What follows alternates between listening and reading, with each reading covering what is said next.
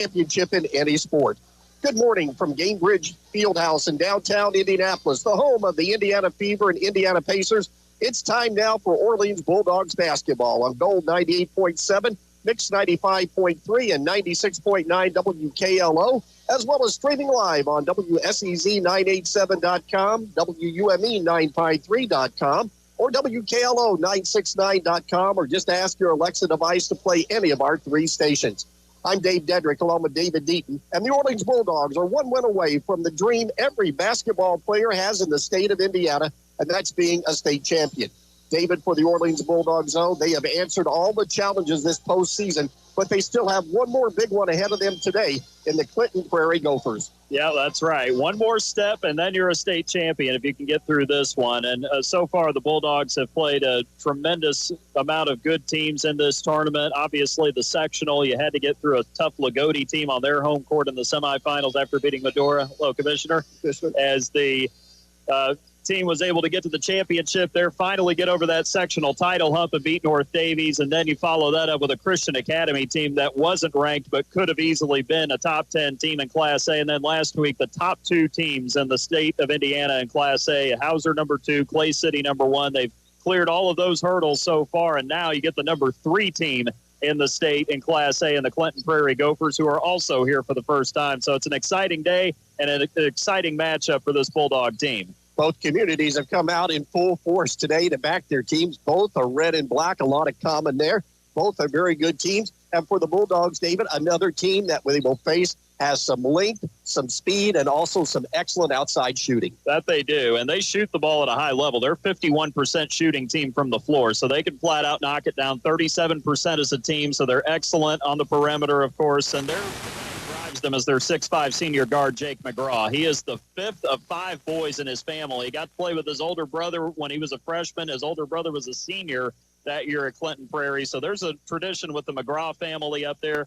Jake averages 23 points, 8 rebounds, 4.5 assists, leads the team in all those categories. And then you got Alex Farley, who transferred from nearby Frankfort High School. Farley is averaging 16 points. He's a 47% shooter from the outside. So those two guys are certainly at the top of the list. But then you have Ryan Harshbarger at 6'3" and a senior. He has a twin on the roster, Kyle, as well. But Ryan averages just under 10 points, shoots 43% from the outside. They play a zone defense, kind of a 3-2 look that they like to show teams, and they have the length to be able to play that kind of zone. So they certainly present some challenges to the Bulldogs, not just offensively, but defensively as well.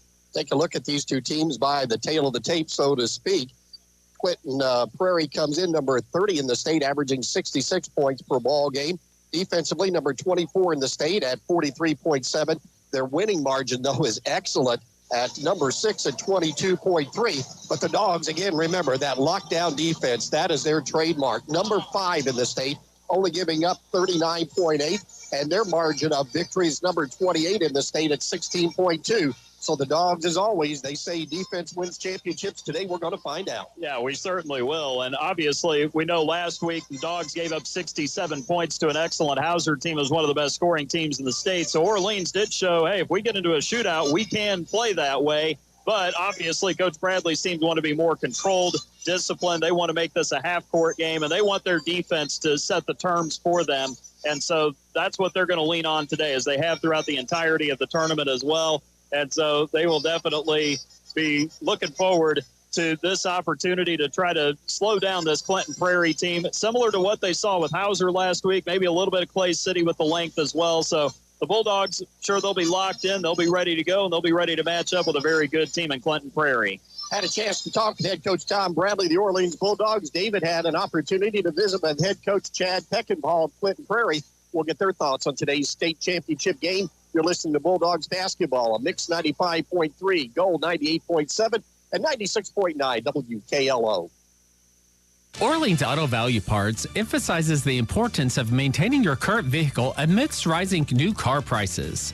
They are your local auto value dealer offering affordable, high-quality auto parts with reliable service. They stock Deca and Interstate batteries, custom-make hoses, and provide paint mixing services to match any vehicle color on the road. Visit them at 153 West Washington Street in Orleans or reach out by phone at 812-865-4444. Turn your dining experience into a fiesta at El Capadre, the heart of flavor and fun. Open Monday through Thursday and Sundays from 11 to 9 p.m., Friday and Saturdays from 11 to 10 p.m. Craving something special? Try one of our mouth-watering entrees that will make your taste buds salsa. And for the ultimate party starter, sip on the best margarita around. Visit one of our 5 locations, Paoli at 300 East Main Street, West Baden, Mitchell, Orleans, Bedford, and coming soon, Palmyra. El Capadre, where the flavor is as bold as the fun. We continue along with our state final pregame show here on Mix 95.3, 96.9 WKLO, and Gold 98.7 WSEZ. And joining us now is the head coach of the Clinton Prairie Gophers, Chad Peckinpah, as his Gophers get ready to take on the Orleans Bulldogs in the Class A state championship game. And we'll get to that matchup here in just a few moments with Coach Peckinpah. But, Coach, first of all, for our audience who may not be familiar with you and your background, what is your background in coaching and in basketball? I'm an Indiana guy. Played at McCutcheon High School. My father was the longtime head coach there at McCutcheon. So played high school for him, went on to continue to play in college at Eastern Illinois, came back home and was on my father's coaching staff for about 12, 13 years. Job opened up at Clinton Prairie about 6 years ago. I applied for that, and I've been here ever since. So 6 years as the head coach at Clinton Prairie. Well, and of course, Coach, you all being up and around the Lafayette, Frankfort area, you all have a pretty prime location there close to Purdue University. So what's it like? Kind of describe the community that is Clinton Prairie. Yeah, I mean, we're a small town. Like I said, we're right here kind of outskirts of Frankfort area. So we're not a huge school, but, Orleans can kind of relate to kind of that setup and who we are. But the good thing is, like I said, we do pull a lot of following here from Frankfort, and have a background in the Lafayette area. We're hearing from a lot of people and fans from that area as well. So it's been tremendous to see our community support, and the way they've come out and kind of rallied around this team has been pretty overwhelming. Well, from what I've read, Coach, it seems like you all were in a sectional championship game last year, finished runner-up, and now here you are, sectional champions for the first time in more than 4 decades, and here you are also now playing for a state final. So what was it about last season that seemed to motivate the guys who came back this year? Well, I think that was the big thing is we had a good, strong nucleus coming back from guys that had not only last year but the 2 years before. And really kind of since I've been here, we've been knocking on that door, and with those guys coming back that are now seniors, have been playing for 3-4 years, had the ultimate goal to finally cross that off the list and get that done. Like you said, it was 1982, the last time our school had experienced that sectional title, and these guys just kind of went to work and put that at the forefront of everything we did, and they were able to get that finished up this year. Well, and it's been a special run, no question about it, winning sectional, regional, and semi-state for you all. And so what's this road been like for you guys as you've gone through each round of the tournament? Yeah, it's been a whirlwind, right? So it's gone by quick, but, sectionals and regionals seem like it was a while ago, too. So for me, I give our kids a ton of credit. They've done a great job of getting prepared every week, following game plans as they have changed every week, and being focused. But they've also done a good job of really kind of enjoying the moment, enjoying the process, understanding this is something that they're going to remember and recall for the rest of their lives, and they've really kind of embraced this whole process, from sectionals up until now. Well, and interesting, Coach, you talk about your senior class, and of course it seems like you lean pretty heavily on this senior class as well, and rightfully so. As you look at your team, who do you look to for leadership on this team, Coach? Yeah, I mean, we got 3 captains that are seniors between Jake McGraw, Ryan Harshbarger, and Alex Farley. Those guys have really led our team in a number of different ways, not only kind of on the floor and, scoring and rebounding, but off the floor and in our practices. We've always kind of said that, the best teams out there are typically player-led, and those guys have really kind of embodied that vision of our team and led us, in anything and everything we do. Well, and as far as the X's and O's are concerned, offensively, defensively, what do you all like to do out on the floor night to night? Yeah, I mean, we play a little bit of different style and do different things. We kind of like to be aggressive and assertive on both ends. You'll see a little bit of different defense from us when you watch us play and stuff like that. But it's all about playing hard and playing the right way, and we'll try to take away some things from our opponent the best we can. But our guys have really bought into just playing hard and competing night in and night out. Well, and of course, Coach, you did take on a top 10 team in Couts to win that semi-state championship. Of course, you beat a good Triton team prior to that last week. But when you beat Couts and you win that game, the buzzer sounds, the students storm the floor. What's the feeling for you all at that point? Yeah, you're just overjoyed, right? Because you, as a coach, you're around the kids, 24/7. You talk about going all the way back to summer now because you can have the summer interaction and the summer practices. So it becomes a long haul. It becomes a long season. But being with them, how hard they work, how much time they put in, how dedicated they have been. So being a coach, I played through semi-state, and I was a assistant coach with my father in 2016 when we went to the state finals. So you kind of been through it, but when you get to see your kids kind of experience that moment and the smiles on their face, that's why you do it. Well, you talk about the support that you've had not just from your community but from surrounding communities as well. So what has this week been like for you all in getting ready for the state finals? Yeah, I mean, we've had a lot of opportunity. We went practice at Mackey Arena, so where Purdue plays. We got to go do that. Obviously going down and practicing on the floor where the Pacers were playing the night before. Again, those are things that kids will remember forever and got to enjoy. But I think, too, you talk about the overwhelming number of people that have reached out saying, hey, what can we do to help? Super proud of you guys. Love this team. It's in a small-town community. Again, you're seeing signs go up all over town. Hey, go Gophers, good luck at state. So just everybody, like I said, has kind of embraced our team and followed, and the outreach has been tremendous. Well, with all the pageantry and support, Coach, there is a game that is involved in all of this, too, in the state final. Orleans, your opponent, as you've had a chance to scout the Bulldogs this week. What stands out to you about Orleans, Coach? Yeah, just the way they play. I mean, they're obviously a tough team. They're a disciplined team. They're well coached. They got some skilled players there on the perimeter that we got to make sure we find and have to worry about. So, and just their fight, man. You talk about them going through a tough semi-state, beating two tough teams, but in those games they were down a little bit and they continued to fight and battle and found a way to win. So it's impressive watching them play. Like I said, they're very good at what they do, and we expect a tough game on Saturday. And if there are one or two things that your team really has to do well, you mentioned trying to keep the perimeter contained, but what else do you have to do if you're going to be state champions on Saturday? Yeah, so we got to worry about a couple things that they do, and the big thing we've kind of done is really kind of focus on who we are as well. We got to be able to execute on both ends of the floor at a high level.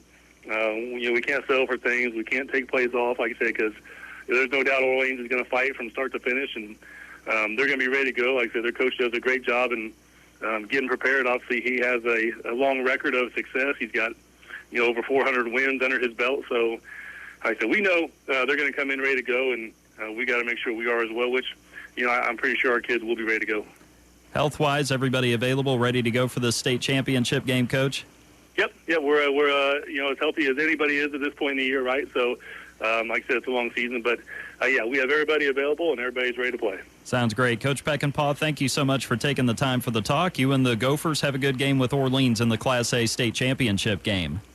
All right, thanks for having me on. I appreciate it. All right, no problem. Chad Peckinpah joining us, Clinton Prarie head coach here in our state final pregame show. Stay tuned. We've got the interview with Coach Bradley and Dave Dedrick coming up after the break as you're listening to Orleans Bulldogs basketball in the Class A state championship on 96.9 WKLO, Gold 98.7, and Mix 95.3.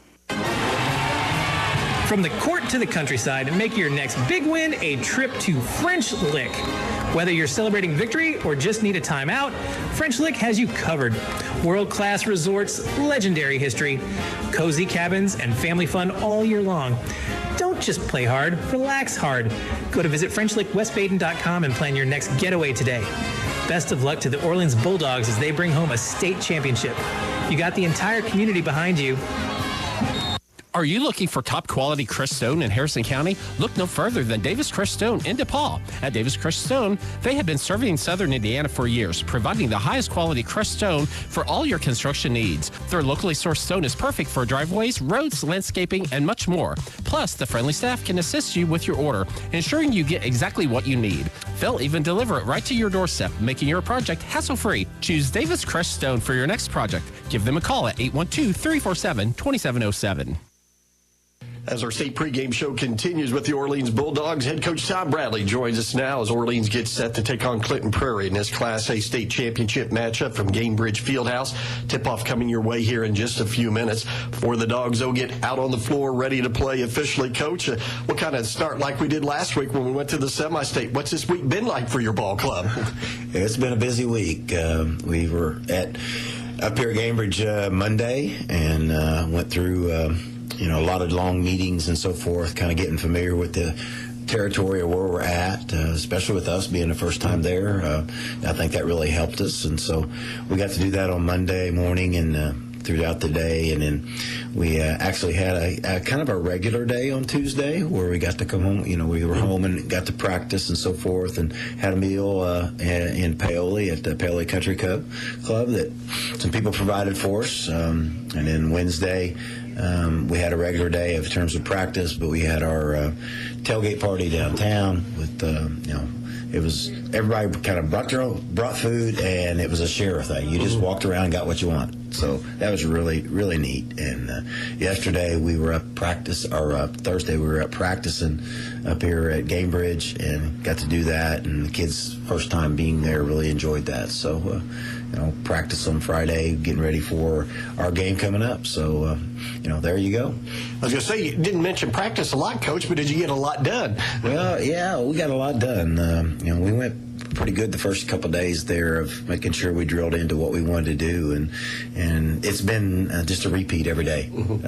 because we hadn't seen them before, obviously, and so this was a team that we had to learn about their offense. And once we did that, that was obviously my job. Then we got to go on how we're going to defend it, and then the defense that they play is a little bit different. So we just have done that. So we have just every day hit those two things along with our shooting, just to get ourselves familiar with them and how we're going to attack and how we're going to defend.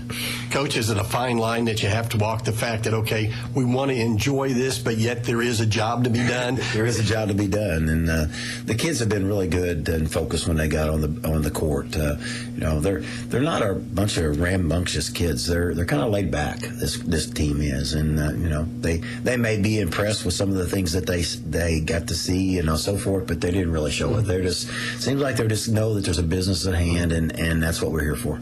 Well, Gamebridge is a basketball arena, Coach. Did your guys like the shooting as far as the background and the atmosphere? I think so.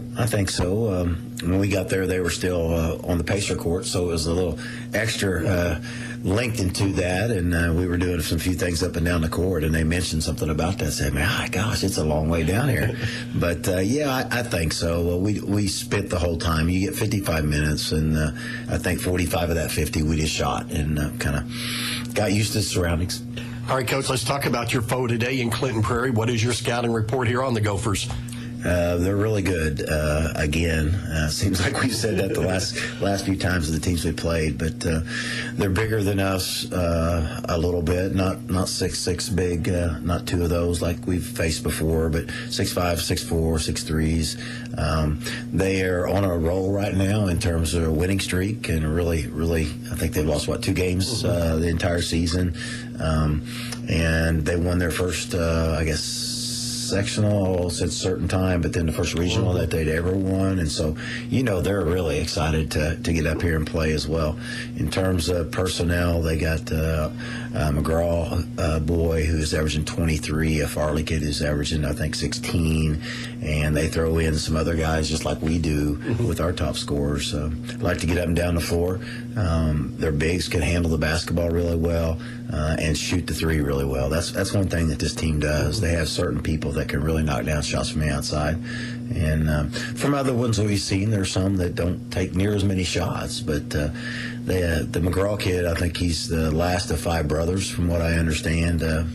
He was speaking that we got to talk to him, and all of them have been really good, and I think it just continued on with him. And so he's going to be a guy we're going to have to really, really pay attention to. You mentioned their defense, Coach, a little bit different. What will you see out of them today? They like to play a lot of 3-2, and they're really good at it because I think that's what they play all the time. Every tape I've seen, they play 3-2, and they put the McGraw boy that's 6'5" up on the top, which obviously you can see the benefit of that if you're their team. And so they just do a really nice job of taking away passing lanes, and so makes it difficult to attack the post and so forth. But we've had success here recently with what we've been doing in practice of being able to get the ball inside, and the kids are understanding this is probably what we're going to see, and so most everything else we've seen. We haven't seen much of this, so I think if they throw something else at us, we'll know what to do, but we want to make sure we're really prepared for this. Coach, a team you can match up and play man with? Yeah, we can play man with them. They shoot the ball really well, like to drive it hard and so forth. And, we talk about this, David. It's hard to understand exactly how good they are offensively because you don't know how good the defense is playing against them is. And so it looks like we're going to have it tough in terms of being able to stop them, but to slow them down, I think we match up pretty well. Besides size-wise, I think we're pretty good at that. Bottom line, Coach, what our team got to do to cut down the nets one more time today? Well, they're averaging like 68 points a game, and that's going to be a big thing. Is can we slow them down like we hope we can? And I think we can do that. The other end of it, they're really doing a really nice job of playing defense with that zone. So if we are patient enough with what we're going to do and what we're thinking we're going to do in terms of our offensive attack and only take those good shots, that's one big thing that we need to do. We need to get the ball off the glass, and we need to go really hard down the floor. They're kind of like us. They only play about 6 guys. But I think we can get it out and run a little bit on them. And then obviously shoot the ball well. I mean, we have to shoot the ball well. But one of the main things, Dave, and probably the number one thing is we got to rebound. They got some guys that really go to the glass hard, and I think the biggest key for us is we got to make sure that we take care of the glass. Lineup for your Dogs today? Same as we have been. Been the same all the way through. That's odd, that happens, but we've been fortunate there with we got Bryson Ryland and Nate at the guards and Nolan at a wing, and then also Alex inside. And then off your bench? Off the bench, Kagan will play early on there. Mason play. We're trying to. We may need everybody in this one. It's just one of those things where we want to keep fresh bodies on the court. Everybody healthy, ready to go? Yeah. Well, they're excited. They're really excited, and been a good week for us, and we're looking forward to it. It's about here. Coach Bradley, as always, thank you for the time and the talk. You and your ball club have a good game today. Appreciate it. Thank you. Head Coach Tom Bradley, the Orleans Bulldogs. You're listening to Bulldogs basketball on Gold 98.7 WSEZ, Mix 95.3 and 96.9 WKLO. Kirby Hardware has been helping the residents of Orleans keep their homes and farms running smoothly since 1953. Kirby Hardware carries a full line of GE appliances, hardware items, household items, lawn and garden supplies, paint, and a full line of plumbing, all with the knowledge to get you what you need to do the job right the first time. Kirby Hardware open Monday through Friday, 7 a.m. till 5:30 p.m. and Saturday, 7 till 2. Phone them at 812-865-2510. Kirby Hardware at 206 East Jefferson Street. Well, the lineup's being introduced here inside Gaybridge Fieldhouse for the Class A state final. And let's take a look at today's starters. First for the Class A, number 3, Clinton Prairie Gophers, 26-2, averaging 66 points, giving up 43.7 per game. They will go with Alex Farley in the backcourt, 6'2 senior at guard, 16.4 points per game. Ryan Harshbarger will be another guard, a 6'3 senior, averaging 9.6 points per game. And then on the front court, you'll have Nick Ewing, a 6-foot junior, 1.6 points per game. Nick Curtin, a 6'4 junior, 7.2 points per game, is the other forward. And the third guard, Jake McGraw, the 6'5 senior, averaging 23 points per game. Clinton Prairie in the road black uniforms, red letters and numbers with the red trim. Their head coach, Chad Peckinpah's in his 6th year. Their record with them, 110-33. For Orleans, number 4 in Class A, 24-4, averaging 56 points, allowing 39.8. We'll go with their normal lineup today. In the front court, Nolan Robbins, 6'2 and a junior, 3.1 points per game. Nate Brown, the other forward, the 6'3 junior, 6.6 points per game. And the middle at center, Alex DeWitt, the 6'3 junior, averaging 14 points per game. In the backcourt, Ryland Crocker, the 6'1 senior, the team's leading scorer, averaging 16 points per game. And Bryce Jones, the 6'1 senior, averaging 10.2 points per game. The Bulldogs head coach Tom Bradley in his 26th year. Their record with them, 424-211. The Bulldogs in their home white uniforms, black letters, red numbers, black and red trim around the jersey. And we are ready to get started. And to bring us through this Class A state championship game, here is Dave Dedrick. It'll be Nick Curtin along with Alex DeWitt to get things started on this championship Saturday at Gamebridge Fieldhouse. Class A state championship on the line between the Orleans Bulldogs and the Clinton Prairie Gophers. Glad you could join us on this Saturday morning. Excitement at a peak level here for both of these two schools as the official approaches the center circle, and we're underway. Tip controlled by DeWitt, double tap, comes right in front of us, saved nicely on the sideline by Crocker, and Bryce Jones will have it first, taking a look at that 3-2 zone. And again, this length is going to be something that the Dogs will deal with all day long. Brown to the left of the key to Jones in the corner left side. Bryce on the double team down low in the lane. Robbins back out to Jones, fakes three, gets it into the arc. Around top of the key to Robbins to Crocker, right side to Brown. Dogs working the perimeter, got to get it in the middle. Bryce kick it out to Robbins, fakes a shot, doesn't take it, steps through the defense. Kick it out front to Bryce Jones. Dogs going to be very patient again, like we seen last week in that semi-state. If they don't have something early, they will work the ball to get a good shot. Nate Brown used up the dribble, left to the elbow, trying to post up down low to Robbins. Instead, gives it out front. Here's DeWitt driving baseline, pull up 10-footer off the glass and good. And the Dogs are up 2-0 in this state championship game, as Clinton Prairie will get their first crack at it here as Alex Farley, the point guard, will bring it up against the Dogs man-to-man. Farley with the left-handed dribble to the free throw line, jump pass to McGraw. McGraw takes it down the lane, stops, now pump fake, shot up off the glass and good. Nice one-on-one move by Jake McGraw. Yeah, he did a great job head faking, getting himself down to the paint. That's going to be the challenge for Orleans, trying to keep him out of the lane today. On the left side, Robbins tied 2-2. Dogs second possession of this ball game. Crocker to the right of the key, working into the corner to Brown. Brown bounce past DeWitt down in the lane. A little 5-footer up and good. And DeWitt, 2 out of 2. Alex off to a great start. He has been playing exceptionally well since that regional game against Christian Academy. Out front, Farley between the circles on the dribble. Work the right side to Curtin. Give it off to Harshbarger. Harshbarger, he has a twin brother, Kyle, who doesn't play a lot but is on the team. On the left side, working as Curtin around the perimeter.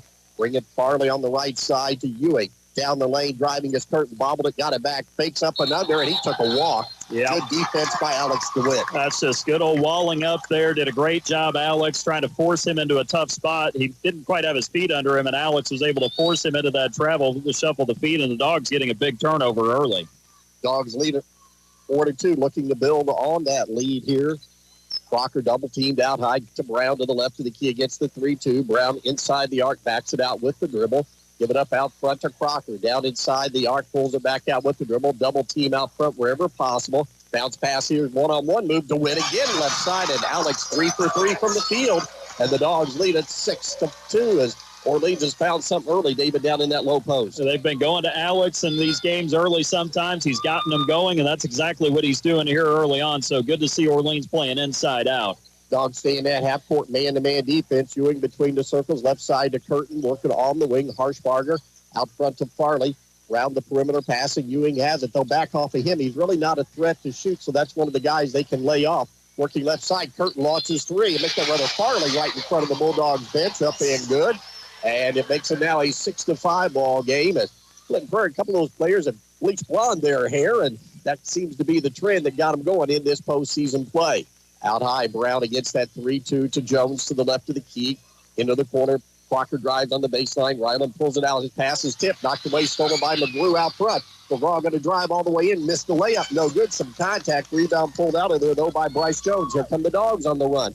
Crocker to the left of the key, back to Jones, to Brown around the perimeter. Going to slow it up, bounce pass. Claps this time on DeWitt, skipping over to the left side to Crocker. Crocker works on the left side, picked up by Farley into the double team. Curtin knocked the ball away, and it goes off the hands of Crocker out of bounds. It'll be Clinton Prairie basketball. Ryland got caught up in the double team, trying to take it baseline, be aggressive, but he didn't turn around, and by the time he was about to, there was already another defender there as the Gophers go to the bench here early as Ewing comes out of the contest, and it looks like we have a first appearance today for Smock. So first time we're seeing him. Now, he has started some games, so he's used to playing a lot of critical minutes in a ball game. He has it to the left of the key, guarded by Jones. Give it up out front, driving is Farley to the free throw line, cut off by Jones, backs his way in, pump fake, now spins back to the left, put it up at the left hand, no good.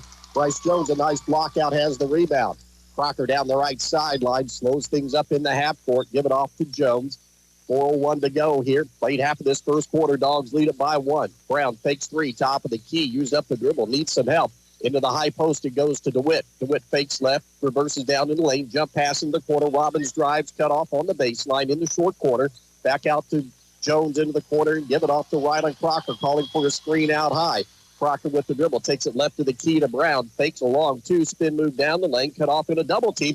Pass is going to be deflected. Getting a hand on it was Curtin, but I believe he was standing on the inline. And that'll be a timeout, our first of the day. The Dogs lead it with 3:34 to go in the first quarter, 6-5. You're listening to Bulldogs basketball on Mix 95.3, Gold 98.7, and 96.9 WKLO. Farmers, ensure your peace of mind with Green Acres Ag Insurance in Hardensburg, Indiana. Weather, markets, and unexpected events can hit your operation hard. Protect your crops and livestock from financial losses with the right insurance program. CJ Fleener is your local expert, ready to customize a policy just for you. Don't leave your future to chance. Call CJ Fleener at 812-797-2073 today for reliable coverage and secure your farm's future. Green Acres Ag Insurance, Hardensburg, Indiana. Your crops, your livestock, our protection.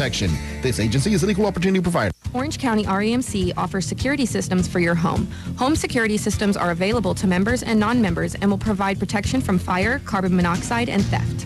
These systems are continuously monitored, so you will have a peace of mind whether you are at home, work, or vacation. You might even qualify for a discount on your homeowner's premium. Install a security system for as low as $299 with monitoring, starting at $29.95 per month with bundle.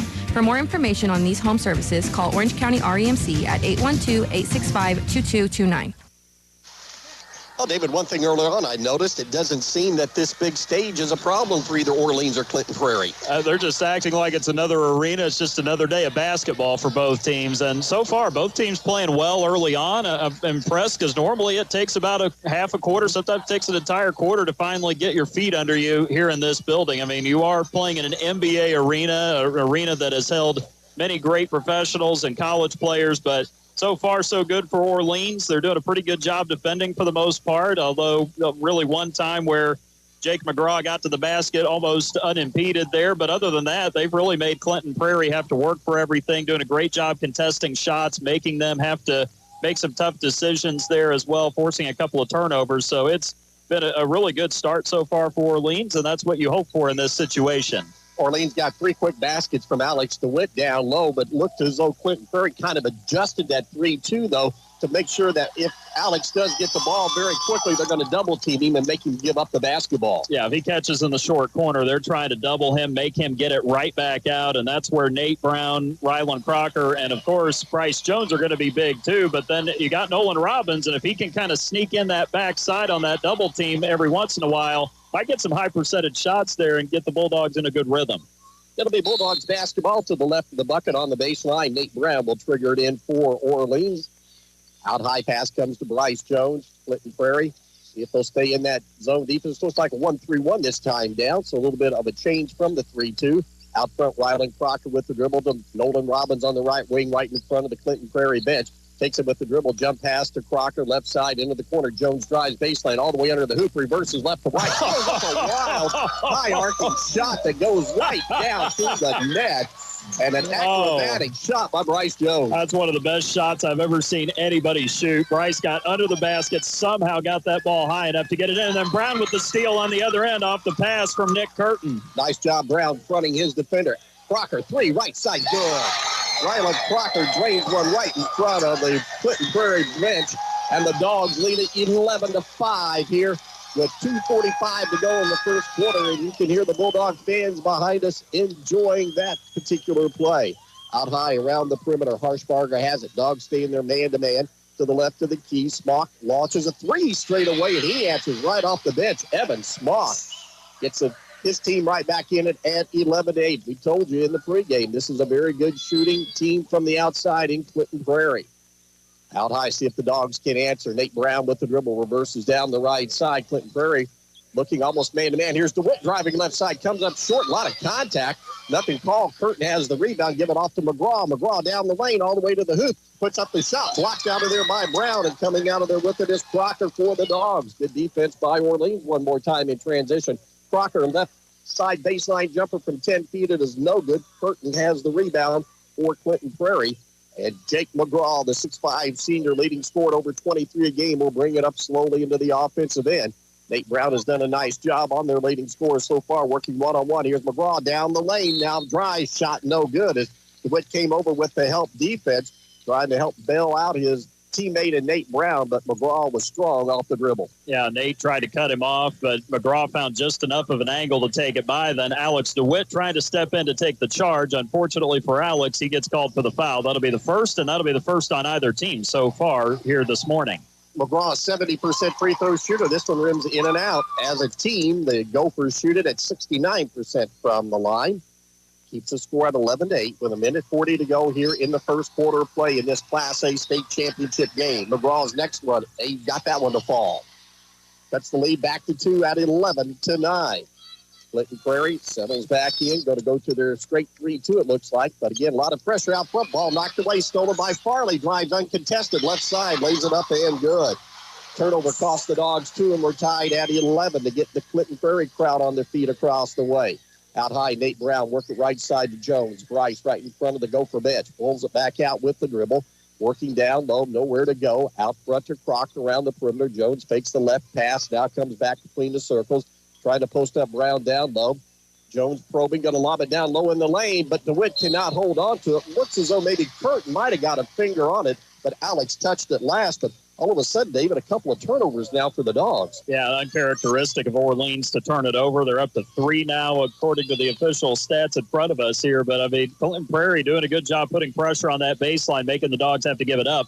McGraw straight to the rim, comes up short, no good. Rebound to Witt. Alex on the run out, stopped at midcourt, keeps it alive. Now he goes coast to coast, lays it up too hard, in and out, no good. And Curtin pulls down the rebound, gives it off out front, working down low. Curtin, Farley, 3 right at the key, up and good. And there's Alex Farley, a long-range shooter. And all of a sudden, Clinton Prairie has the lead at 14-11 with 35 seconds to go in the first quarter of play. Out front, Nate Brown. They'll lay back off of him, see if the Dogs want to hold for the final shot. Clinton Prairie will get the ball unless we have a tie-up. And there's going to be a reach-in foul out front. Alex Farley a little bit too aggressive on Nate Brown. They've been doing a really good job being under control while being aggressive defensively, and now they've gone on a bit of a run here on Orleans, scoring the last 9 unanswered points. The foul will be on Clinton Prairie, and it will be the first one of the day on Farley. So that's the first on Clinton Prairie. Both teams playing clean defensively so far. Nick Ewing back in as Ryan Harshbarger will get his first break. So a little bit smaller lineup now for Clinton Prairie. Then we'll put Ewing right in the middle of that 3-2 out top. See what the Dogs want to do. A little jump trap out high. Ball tipped away, but recovered by Nate Brown. And as he drives inside the arc just to the left elbow, a reach-in foul going to be called. This could be a big one here on Clinton Prairie. It will be indeed. It'll be on Farley. That'll be his second. So already 2 on the 6'2 senior, the transfer from Frankfort High School, Alex Farley. He'll have to come out as quickly as Harshbarger went to the bench. Ryan is back in the contest for the Gophers. So now you got Farley, their second leading scorer in foul trouble. He's already got 8 points. Dogs final 8.7. Lob it in the backcourt. Jones rushes it up with the dribble. Takes it down the right sideline into the corner to Crocker. One dribble. His shot, a three-pointer block, but a foul going to be called. Yep. And that'll put Rylan Crocker at the line with 2.6 seconds to go.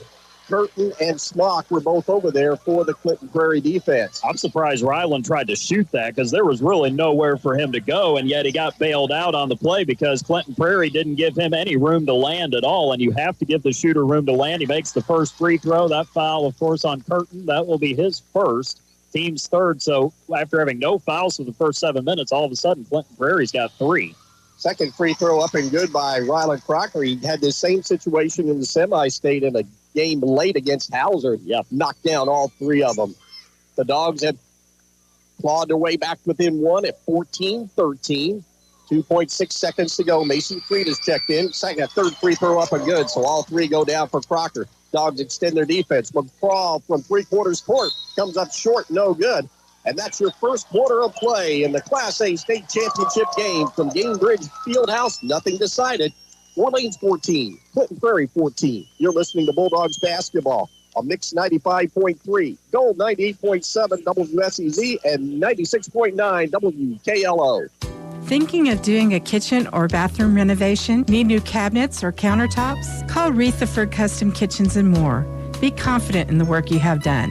Rutherford Kitchens and More offers custom kitchens and bath, professional installation, and free estimates. Call them at 812-865-2127 or visit them at 220 East Jefferson Street in Orleans. Open Monday through Friday, 7 a.m. to 5 p.m. Out with the old and in with the new at Rutherford Kitchens and More. Kirby Hardware has been helping the residents of Orleans keep their homes and farms running smoothly since 1953. Kirby Hardware carries a full line of GE appliances, hardware items, household items, lawn and garden supplies, paint, and a full line of plumbing, all with the knowledge to get you what you need to do the job right the first time. Kirby Hardware open Monday through Friday, 7 a.m. till 5:30 p.m. and Saturday, 7 till 2. Phone them at 812-865-2510. Kirby Hardware at 206 East Jefferson Street.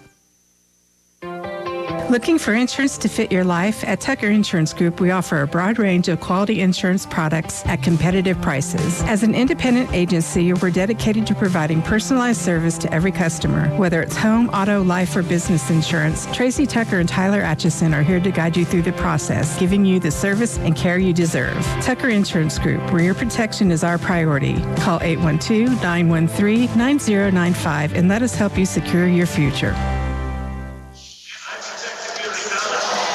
14-14 as we get ready to go here with the second quarter of play in the Class A state championship game at Gamebridge Fieldhouse in downtown Indianapolis.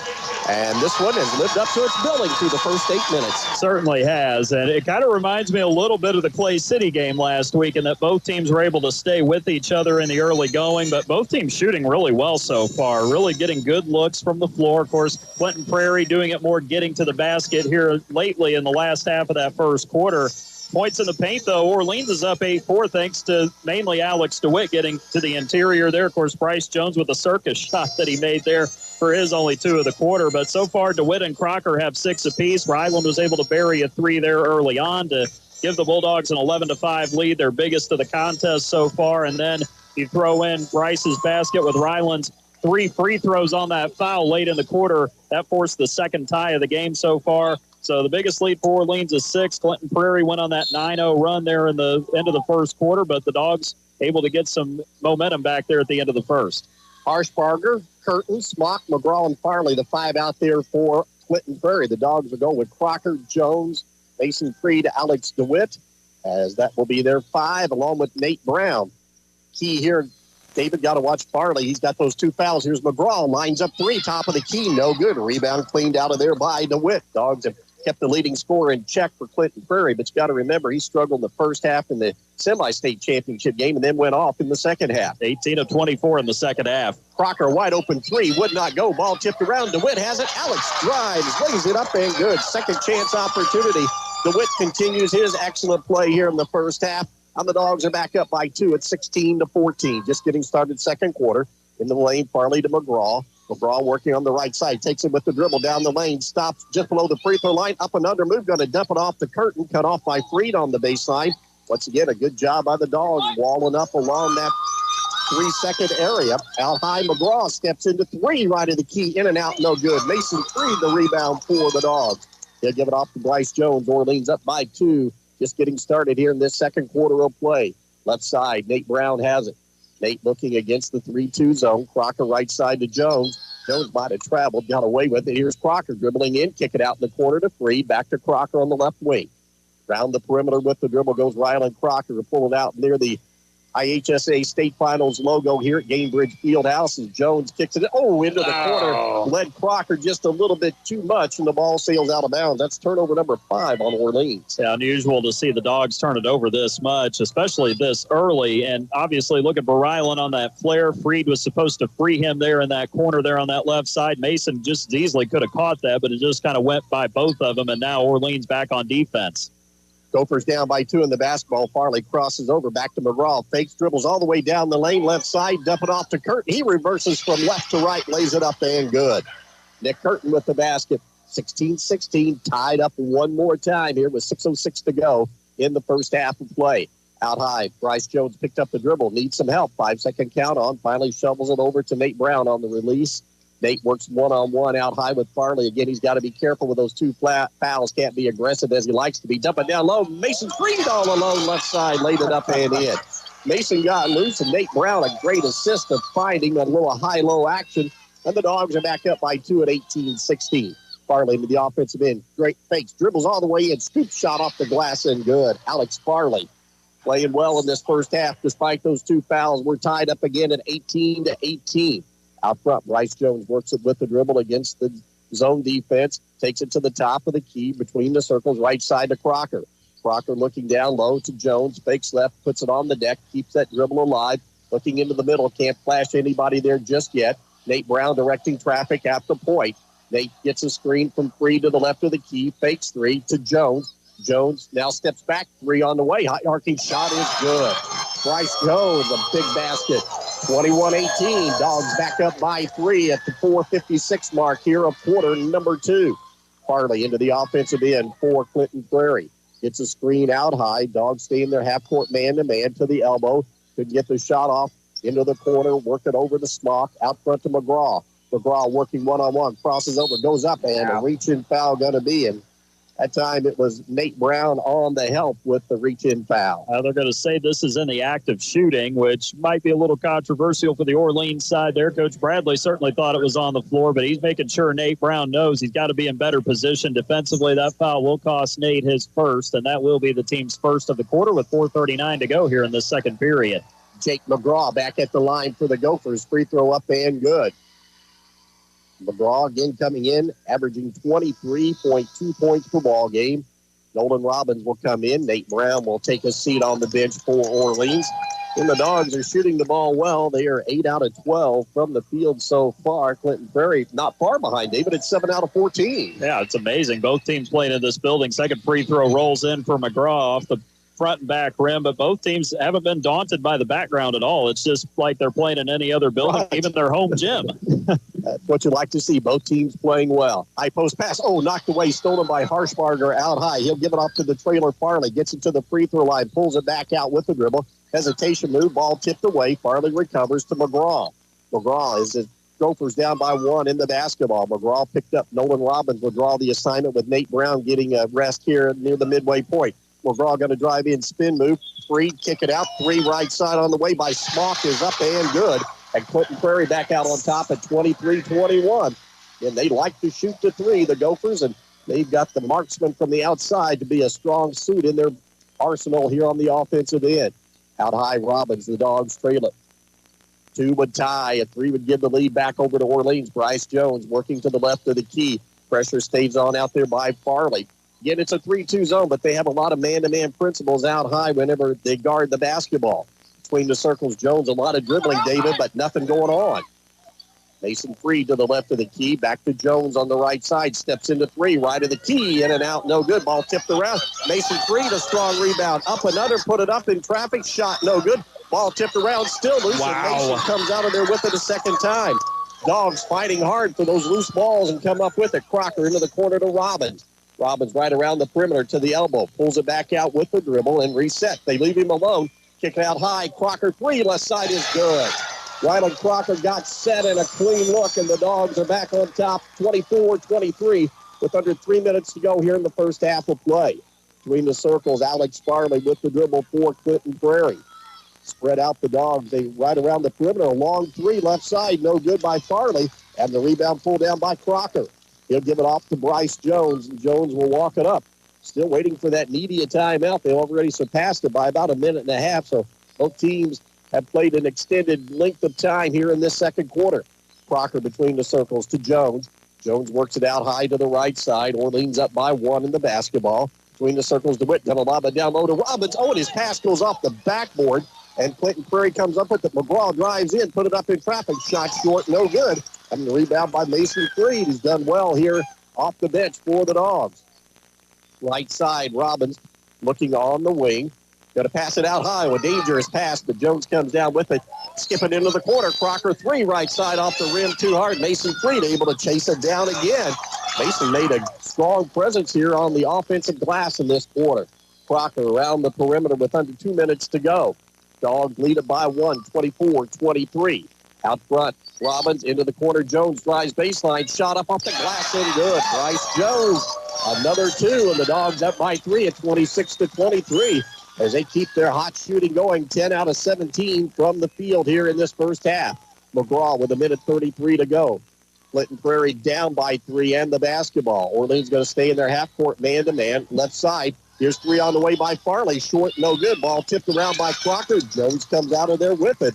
As Orleans, good job of limiting Clinton Prairie to 1 and done. Rebounding's been the difference so far. Clinton Prairie out to the left side. Orleans 13-4 advantage unofficially on the boards. Out high with the dribble. Bryce Jones comes to the left side to Crocker. Crocker looking down low. Dogs again got to be very patient. Double team Crocker out high. Swing it back left to Jones. Jones goes right now. Left pull up. 18-footer. High arcing shot. Bottom of the net. Bryce Jones feeling it here today. And it's 28-23 with 50 seconds to go here in the first half of play. McGraw will bring it up with the dribble. Right side to Harshbarger. Harshbarger goes on the left side to Smock. As the Dog fans getting into it, nearing halfway in the halftime, up by 5. Oh, a great pass down low. Curtin pump fake shot up and good on a nice feed by McGraw to make it 28-23 with 30 seconds to go. That time it was Clinton Prairie very patient on the offensive end to get the good shot. Bryce Jones will bring it up, and there's contact down high by Evan Smock, and that will come with 22.3 seconds to go, but that will take us to a media timeout. Dogs on top by 3. You're listening to Bulldogs basketball on Mix 95.3, Gold 98.7, WSEZ, and 96.9 WKLO. A family-run company started in 1960 by father and sons, Riverview Farms Incorporated is 50 years and counting. Riverview Farms Incorporated primary focus is pullets, chicken, hogs, and turkeys, and some feed crops as well. Located in Orleans, Indiana, Riverview Farms is a viable agribusiness 4 generations strong and counting, and among the biggest producers of poultry and eggs in the state of Indiana. Riverview Farms, working for families, working for you. Choose Orange County Fiber, your hometown internet provider, to receive fast and reliable internet. Fiber optics is the best technology in the world for delivering internet services to homes and businesses. Orange County Fiber offers speeds up to 1 gigabyte per second with no contracts or data caps. You can even bundle with our home phone service or home security to receive a discount.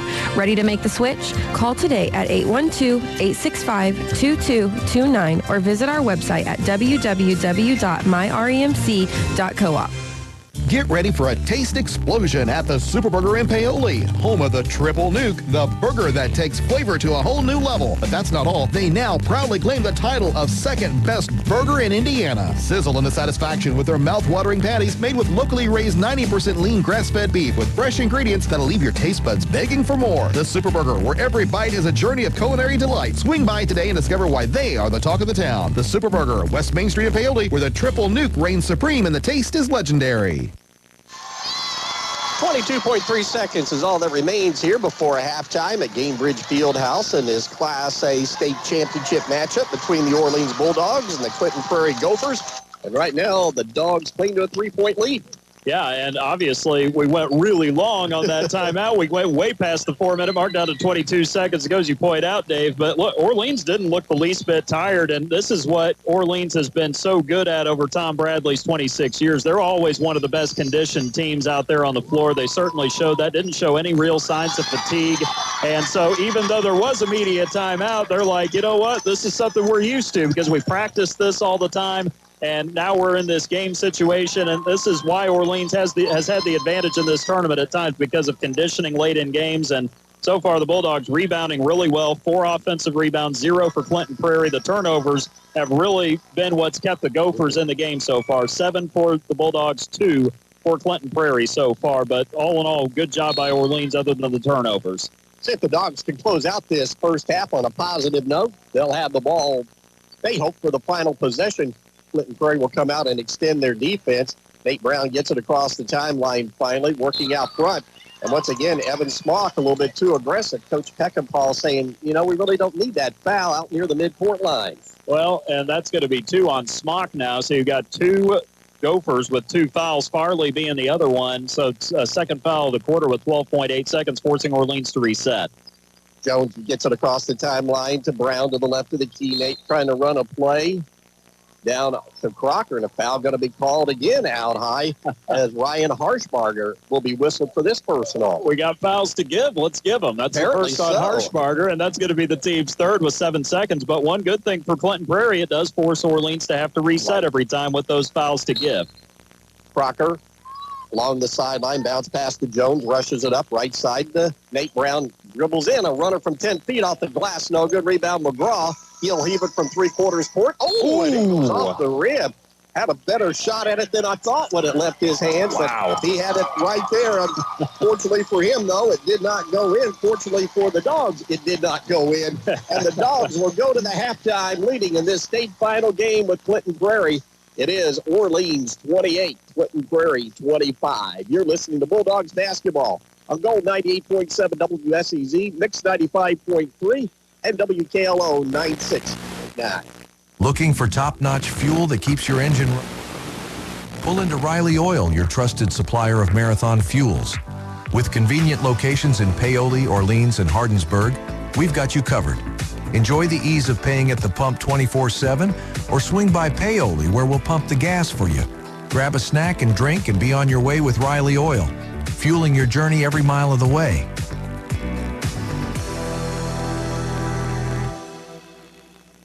Satisfy your cravings with KFC's world-famous fried chicken. What began from a humble service station in Corbin, Kentucky now includes over 24,000 KFC outlets in more than 145 countries and territories around the world. It's real meals made the hard way. Now you can enjoy their world-famous fried chicken in a variety of ways, from buckets to meal deals, sides, and desserts. Stop by the KFC at 925 North Gospel Street in Paoli. It's finger-licking good.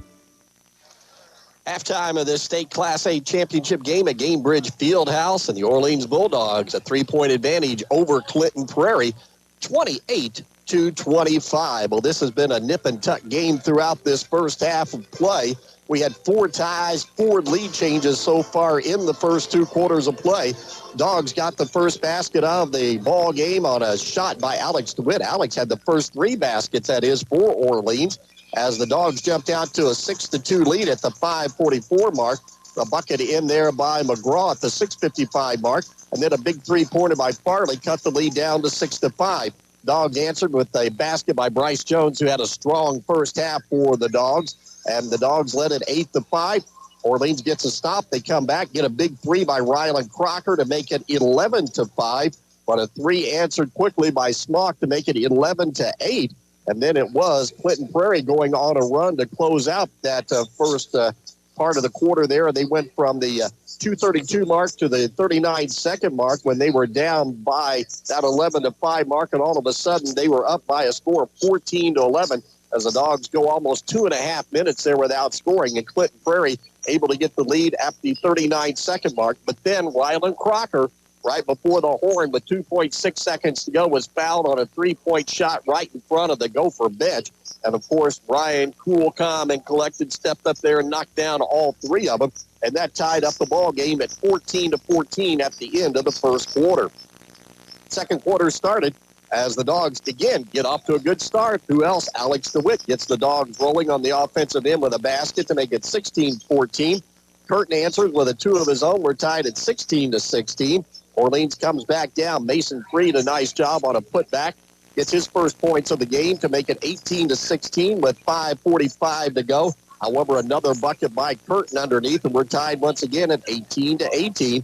Bryce Jones continues his good play with a big 3-pointer at the 5:03 mark to make it 21-18. McGraw comes down, knocks down a couple of free throws to make it 21-20. And then a bucket after a stop by the Gopher defense.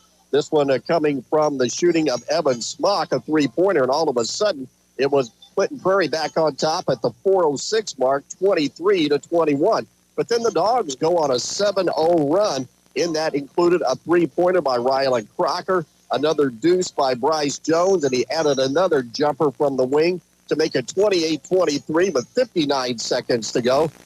Clinton Prairie got a bucket at the 33-second mark. This one coming from Nick Curtin to make it 28-25. And the Dogs had the last chance there but couldn't get a shot to fall. And that's where we find ourselves here at the half as Orleans leading it by 3, 28-25. You're listening to Bulldogs basketball on Gold 98.7 WSEZ, Mix 95.3, and 96.9 WKLO. Hi, this is John Bender. Since 1931, Bender Lumber has been providing superior service along with quality, innovative building products at fair, competitive prices. In communities throughout southern Indiana, our locations are the primary supplier to residential builders, professional remodelers, as well as do-it-yourselfers who rely on our knowledgeable sales staff to do whatever it takes to proudly serve them and to get the job done. So here's to the first 90 years of local people serving local needs at Bender Lumber. Experience construction on your terms with Reynolds Construction. Located in Orleans, Indiana, we focus on delivering results through collaboration and innovation, maintaining an open and transparent approach. Our commitment to long-term success with our partners stands strong. At Reynolds, we prioritize your preferences, ensuring you work the way you want. Reach us at 877-770-0127 or visit our website at www.reynoldscon.com to learn more about our services. Choose Reynolds Construction for reliability and excellence. Well, take a look at the scoring for both teams here in the first half. For the Clinton Prairie Gophers, so far it has been Alex Farley who has done the lion's share of the scoring for this team, but he has been in some foul trouble. Already got a couple of fouls against him there in that first half. However, before that, he knocked down a couple of threes, did Alex Farley, going 4 of 7 from the floor to score 10 points as he leads all scorers so far at halftime, leading Clinton Prairie. Evan Smock with a couple of threes coming off the bench. He had been starting for the Gophers throughout the postseason, but he knocks down a couple of threes there in that first half. Also has 2 fouls as Smock has 6 points. Jake McGraw with 5 points in the first half, only going 1 of 8 from the floor. Orleans doing a pretty good job containing him going to the basket, making him take tough contested shots in the paint. He has yet to make a 3 so far, but he is 3 out of 4 at the free throw line. McGraw with 5. And Nick Curtin, 4 points on a couple of baskets, including 1 off of a high-low from McGraw under the basket, as Curtin has 4 points to round out the scoring. Ryan Harshbarger and Nick Ewing have played but have not scored for the Clinton Prairie Gophers. For Orleans, Rylan Crocker and Bryce Jones each with 9 points. Crocker getting a couple of threes, 3 free throws there at the end of the first quarter to get him to 9. Bryce with an acrobatic shot included among his 9 points. He also buried a three-pointer in that first half. So Bryce and Rylan both with 9 points. Alex DeWitt has 8. He scored 6 of those 8 in the first quarter of this game. And then Mason Freed's come in, and he's played really well on both ends of the floor. Mason with a basket off of a nice pass from the top, and he's able to lay it in for his only 2 points so far. By the way, he has 5 rebounds. He has more rebounds than Clinton Prairie has as a team right now, which is quite impressive for Mr. Mason Freed. 3 offensive rebounds in that first half for Mason as well.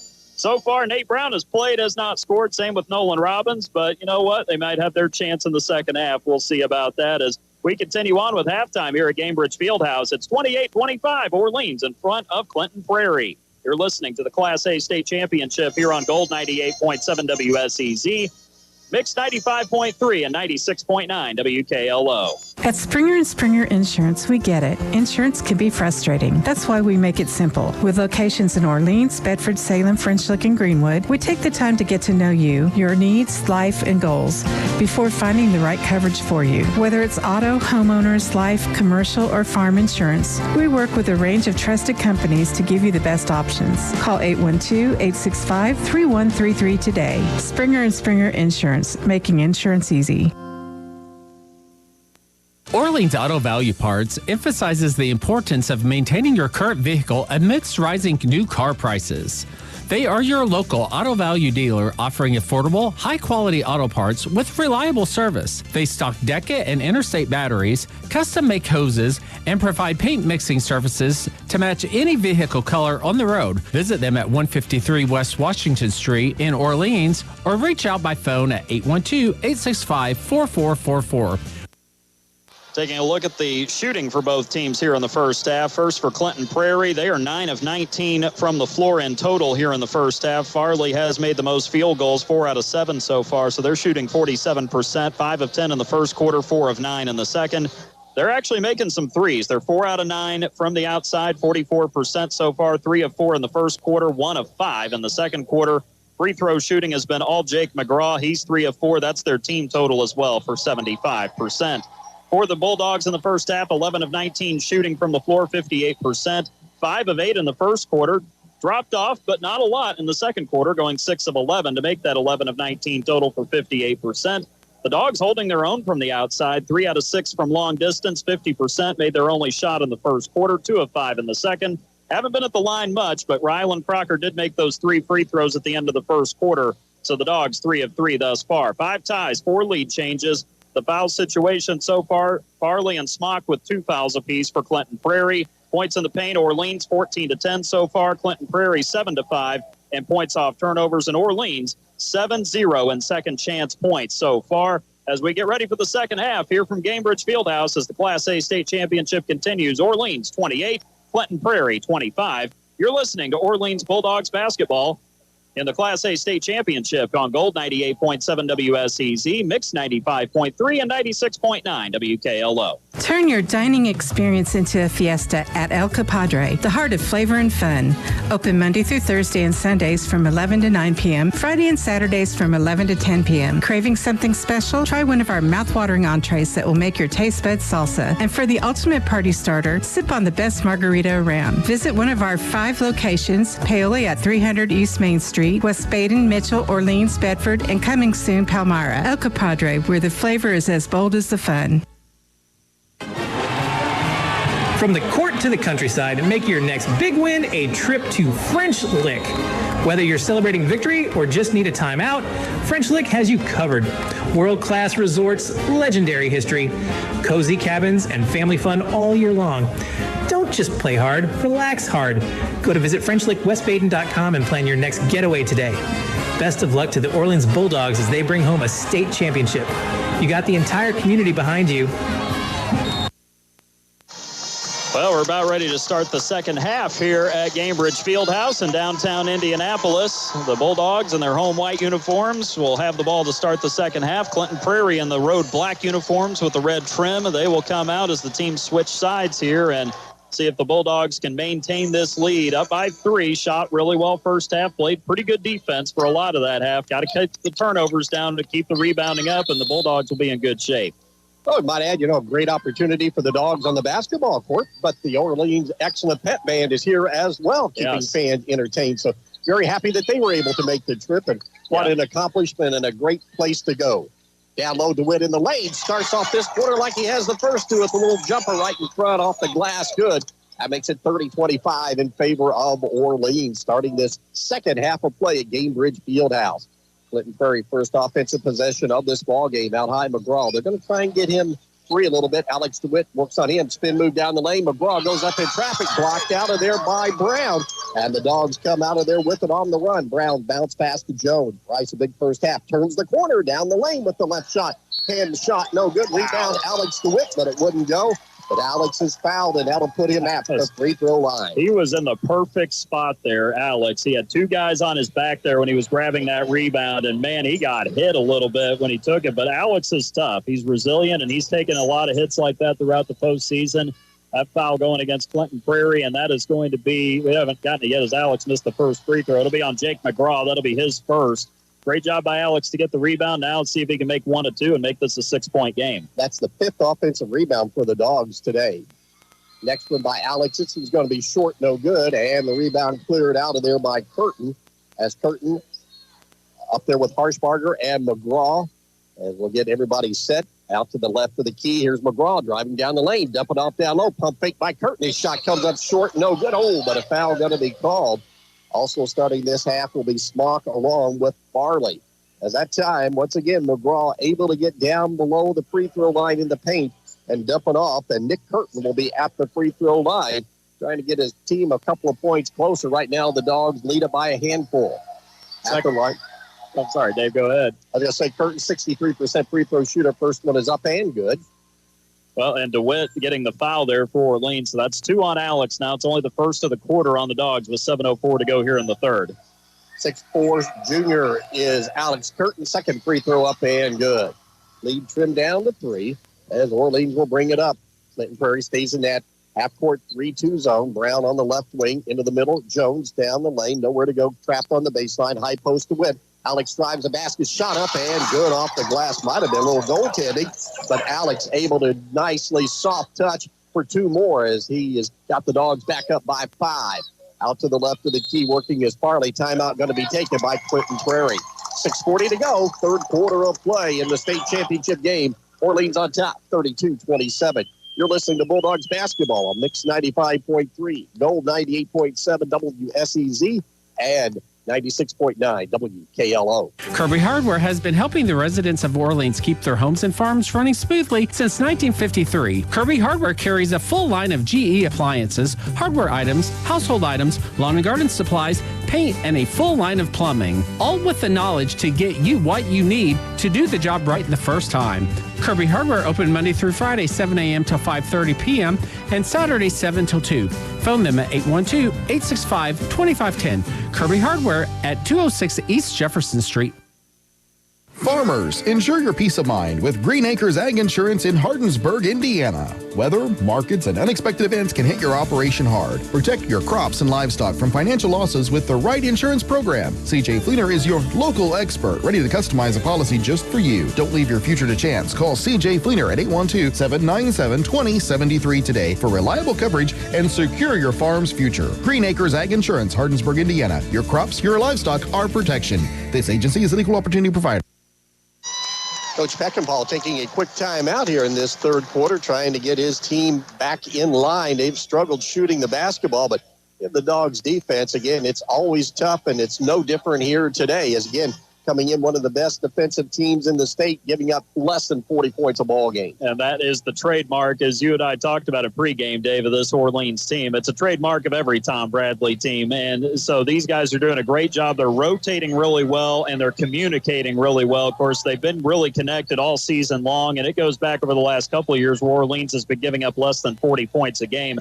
But Clinton Prairie clearly trying to get inside with McGraw and Curtin primarily. Those two guys are the ones they want to get going into the post. And the Dogs so far with Brown, DeWitt, and that combination, even with Mason Freed in there, have done a really good job influencing shots, making them have to take tougher shots around the basket.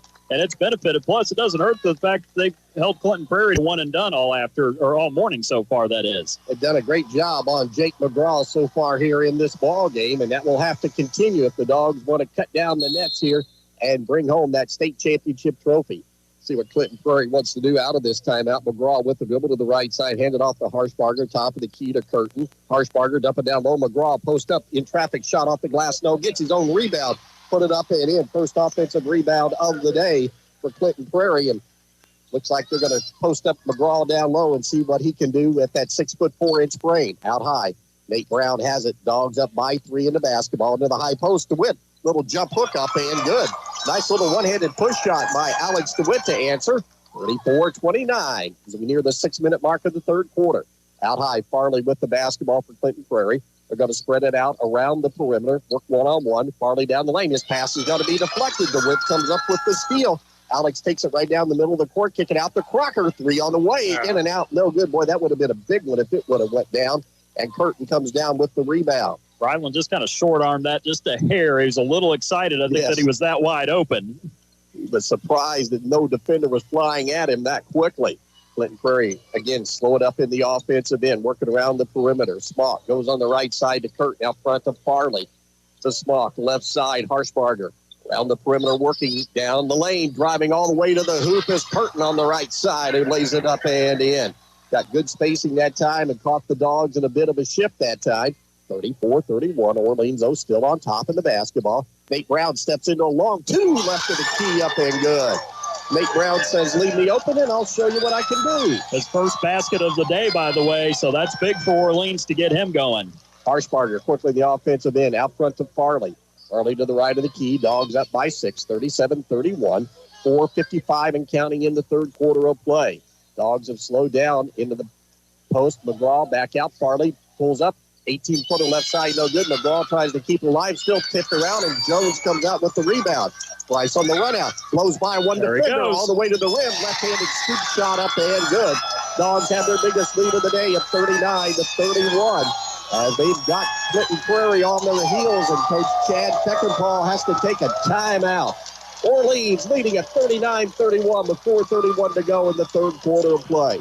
You're listening to Bulldogs basketball on Mix 95.3, Gold 98.7 WSEZ, and 96.9 WKLO. Orange County REMC offers security systems for your home. Home security systems are available to members and non-members and will provide protection from fire, carbon monoxide, and theft. These systems are continuously monitored, so you will have a peace of mind whether you are at home, work, or vacation. You might even qualify for a discount on your homeowner's premium. Install a security system for as low as $299 with monitoring, starting at $29.95 per month with bundle.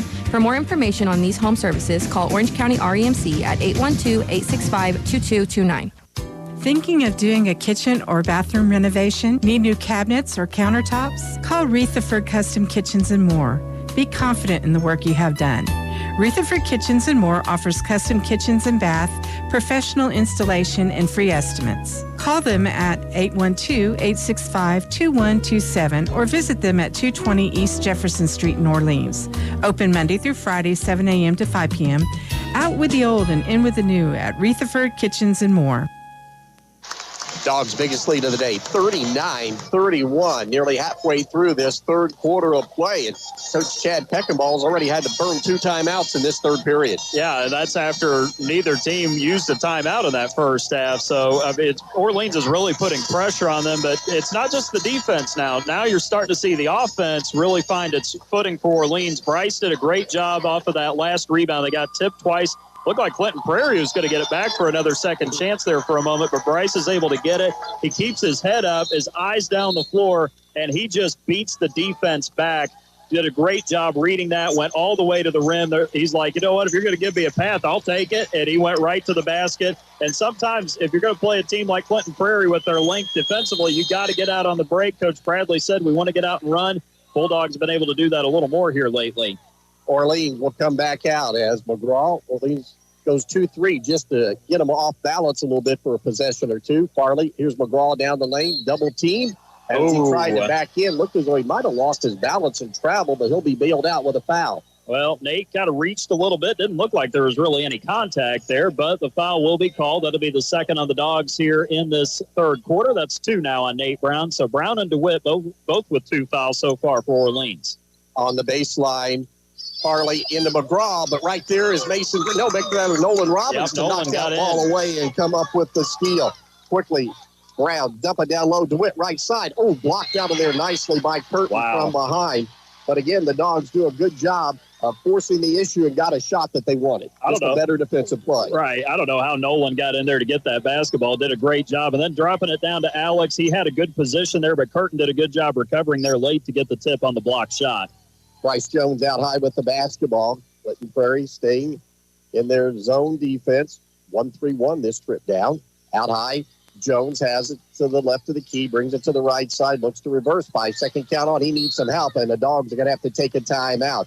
So Coach Bradley burns one to save a possession here with 3:52 to go. Still an 8-point lead for Orleans in this third quarter. You're listening to Bulldogs basketball on Mix 95.3, Gold 98.7 WSEZ, and 96.9 WKLO.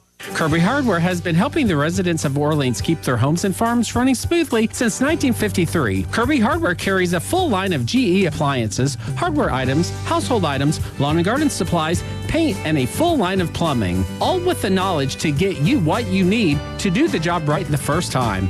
Kirby Hardware open Monday through Friday, 7 a.m. till 5:30 p.m. and Saturday, 7 till 2. Phone them at 812-865-2510. Kirby Hardware at 206 East Jefferson Street. Looking for insurance to fit your life? At Tucker Insurance Group, we offer a broad range of quality insurance products at competitive prices. As an independent agency, we're dedicated to providing personalized service to every customer. Whether it's home, auto, life, or business insurance, Tracy Tucker and Tyler Atchison are here to guide you through the process, giving you the service and care you deserve. Tucker Insurance Group, where your protection is our priority. Call 812-913-9095 and let us help you secure your future. Well, the Bulldogs calling timeout there. Bryce Jones kind of getting hemmed in along half court. It stretched into a media timeout. So Orleans up right now, 39-31, in good shape with 3:52 to go. Still have 4 timeouts left, but you know what? You got them, you use them, and Price kind of getting hemmed in there at half court. Clinton Prarie decided to kind of trap a little bit there, and so they were able to force the issue there with Price. But Orleans just continuing to do what they did in the first half. They're outscoring Clinton Prarie 22-14 in the paint, and that's being the smaller team in this game so far. We haven't had any ties or lead changes thus far in the second half. Orleans just being steady, just continuing to do what they do best and sticking to the game plan. They really haven't had to change anything drastically, which is a great sign. And so far, the Bulldogs, it seems like they're growing a little more in confidence. And like we talked about before, Dave, obviously the nerves don't look like they're there for either team. They're treating this like any other game. And despite it being a state championship, but both teams keeping their composure really well so far. Dogs continue that good shooting from the field, 16 out of 27 for 59%. Orleans had to take that time out to avoid a possible 5-second count. Clinton Prarie going to ratchet up the pressure here in the half court. Out front, Nate Brown at the point, out of that zone defense. Ball knocked away, stolen by Farley. Farley 2-on-1, drives in, shot up, good, counted, and a foul. And that's not what the Dogs needed out of that timeout, as Alex Farley, who had some foul issues in the first half, is back out on front there and got a big basket to cut the lead down to 39-33. Well, he did a good job stepping in there to knock the ball loose. They've extended their defense more to the half-court line now, so that puts pressure on Orleans as Mason Freed checks in for Nolan Robbins, and that foul on Orleans going against Bryce Jones, his first, team's third of the quarter, with one shot coming up here for Alex Farley of Clinton Prarie. 79% free throw shooter, in and out, no good. Rebound pulled down by Nate Brown. Keeps it a 39-33 game. Clinton Prarie, again, very aggressive in the double team out high. Brown at the top of the key, left side to DeWitt, puts it on the deck, drives to the hoop. A one-hander, no good, but a foul called as Alex again forced the issue. That made the defense come over from the help side, and Alex DeWitt will be at the free throw line for the Dogs. Just impressed at how well he reads that now on the inside. And Alex has come such a long way since last year with that. He's been doing this so well all year. That foul on McGraw, by the way, for Clinton Prarie, that's 2 on him, and that is the team's second of the quarter. Free throw by Alex up and good, coming in, hitting 67% from the line. 40-33, Dogs on top, 3:26 to go, third quarter play in this Class A state championship game. The first of 4 today. Second free throw up and good. So the Dogs get a nice trip that time, getting to the free throw line to boost that lead back up to the 8-point margin. Orleans in that zone this time once again, 1-2-2, 3-2, depends on where you flatten it out. 3, Farley left corner, no good. Ball tipped around underneath. Nate Brown, a nice job again, one and done. Quickly, Bryce Jones pushes it up. Doesn't have numbers, but Crocker steps into 3, right at the wing, up and good. Crocker gives the Dogs their biggest lead at 11, 44-33. Just under 3 minutes to go here in the third quarter of play. Farley fakes 3, dribbles into the lane, and as he gets just to the elbow, Nate Brown got beat off the dribble, tried to reach around and poke it away. Orleans has made 5 of their last 7 shots, incidentally, according to the official numbers here. But, yeah, foul there on Nate. That was obvious, reaching around. I know he's trying not to let him get to the basket there. It's actually a good foul, but the problem is now that's going to be 3 on Nate Brown. And that will be the 4th on Orleans in the quarter. So the next foul they commit defensively will put the Gophers at the free throw line with 2:52 to go here in the third quarter. 3, Harshbarger, right corner rim, no good. Rebound flying through, though. Curtin has it. One down, dribble down the lane, and as he goes up for the foul, Alex DeWitt had a lot of basketball that time, and he comes out kind of saying the same thing, but the official saw something else, and that will put Nick Curtin at the free throw line. I thought Alex had all ball on that. Didn't really see him get any piece of the arm, but despite that, it will be a foul on Alex. That'll be his third, and now the Gophers in the double bonus for the rest of the quarter. That first free throw kind of rolled around the rim and decided to fall through the front of the cylinder there for the Gophers and Nick Curtin as he steps up for his second.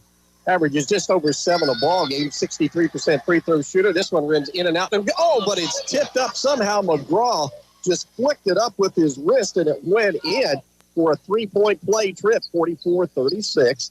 Out front, Bryce Jones against that half-court pressure, needs some help, and he may have to burn another timeout, and he does. As once again, pressure out high, and they got Bryce Jones in a bad spot there, but he's able to save the possession at least with the timeout. 2:31 to go in the third. Dogs lead at 44-36. You're listening to Bulldogs basketball on Gold 98.7 WSEZ, Mix 95.3 and 96.9 WKLO.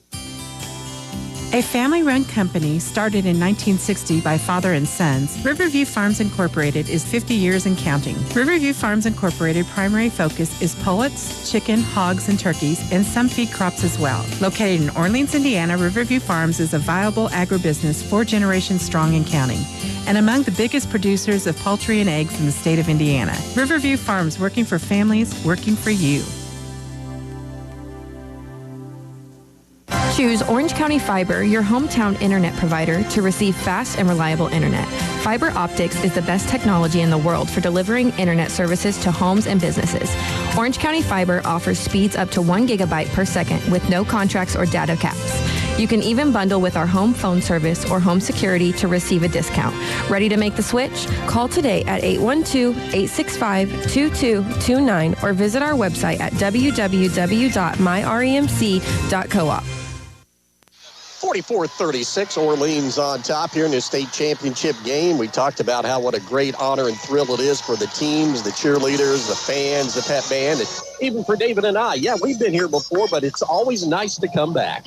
It certainly is. And this is the first time I've ever been here for the boys' state finals. We did 3 girls' state finals. Very fortunate to be with North Harrison in 2016 and 2017, making back-to-back 3A title game appearances. And then 2 years ago, Josh Conrad's Lady Panthers of Corydon Central made it here and gave a very good Fairfield team a good game in the state finals that year. So it never gets old, as I like to say, and you never want to take this for granted because you never know if you're ever going to get back here again. That is certainly the case for both of the teams out on the court today.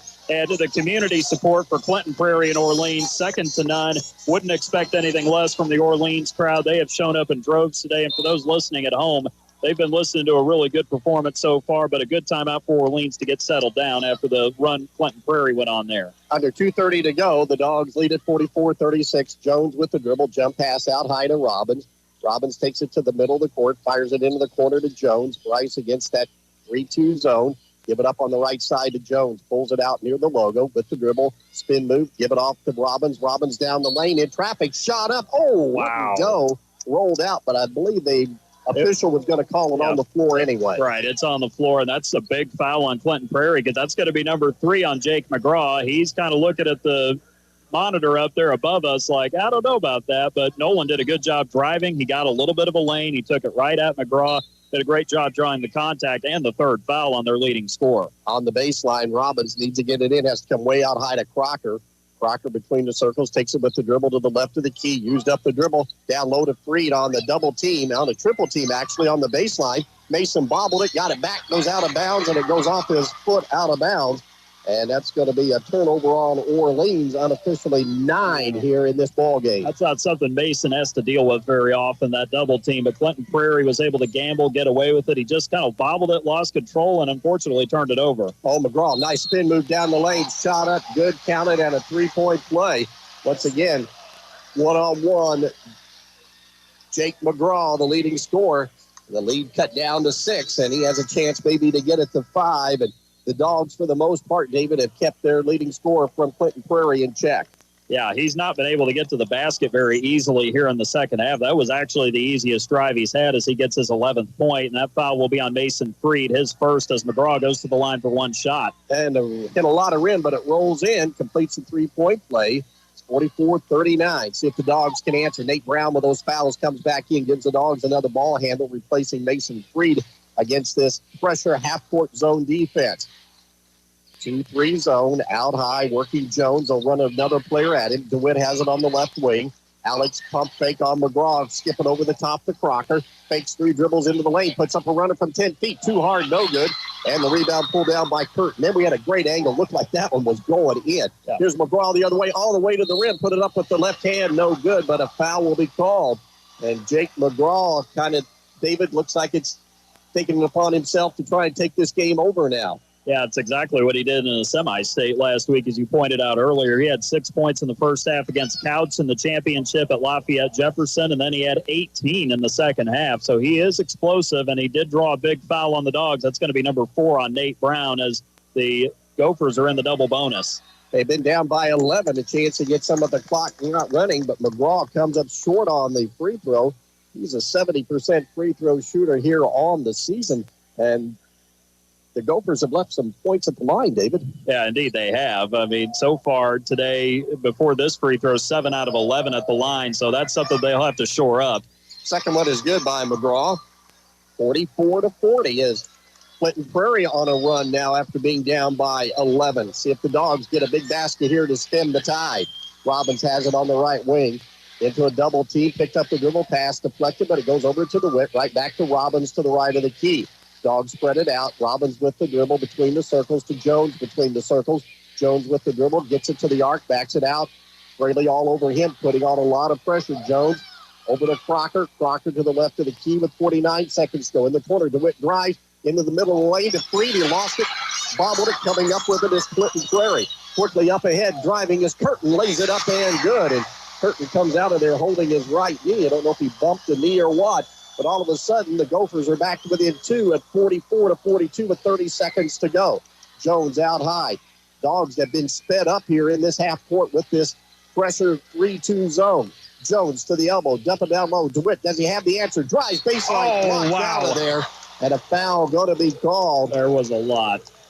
And it's a big one. It's going to be on Jake McGraw, their leading scorer. And Alex DeWitt, give him credit, man. He made up his mind to take that ball to the rim strong. I know Alex doesn't play football because, of course, Orleans doesn't have a football program, but, man, that was a lot of contact he absorbed, and he's feeling it a little bit as he steps to the line. But you're right, Dave. That's a big one on Clinton Prarie. That's 4 on Jake McGraw. Just as he's finding his footing, now he's in foul trouble. Alex knocks down the free throw. Orleans needed that free throw very badly to try to offset a little bit of this Gopher momentum. Now, if Alex can make this, all of a sudden it's a 2-possession game again. 18.9 seconds to go in the third quarter. Second one by Alex. It is up and good. Rattled it in. And for the Dogs, we'll see Jimmy Sanders coming in or Kagan Russell, for the first time today. And Alex will get a break after taking that hard contact. Kagan, 6 foot and a senior. Dogs extend 2-2-1 full court pressure for the first time today. Into the backcourt, Harshbarger, give it off to Farley, down the lane. Here's McGraw driving in, put it up between 2 players, up and good. They cut the lead back to 2 with 8 seconds to go. Quickly, Robbins comes right side. The ball stolen at midcourt. Smock has it to Fraley. Fraley dribbles in, puts it up at the horn, left of the key. It is no good. That would have been a big 3 if it would have went. But the Dogs survived that as we go to the fourth quarter of play. As Clinton Prarie has whittled that 11-point lead down the 2. We go to the final 8 minutes. The Dogs on top, 46-44. You're listening to Bulldogs basketball on Mix 95.3, Gold 98.7, WSEZ, and 96.9 WKLO. Get ready for a taste explosion at the Superburger in Paoli, home of the Triple Nuke, the burger that takes flavor to a whole new level. But that's not all. They now proudly claim the title of second best burger in Indiana. Sizzle into satisfaction with their mouth-watering patties made with locally raised 90% lean grass-fed beef with fresh ingredients that'll leave your taste buds begging for more. The Superburger, where every bite is a journey of culinary delight. Swing by today and discover why they are the talk of the town. The Superburger, West Main Street in Paoli, where the Triple Nuke reigns supreme and the taste is legendary. Looking for top-notch fuel that keeps your engine running smoothly? Pull into Riley Oil, your trusted supplier of marathon fuels. With convenient locations in Paoli, Orleans, and Hardinsburg, we've got you covered. Enjoy the ease of paying at the pump 24/7 or swing by Paoli where we'll pump the gas for you. Grab a snack and drink and be on your way with Riley Oil, fueling your journey every mile of the way.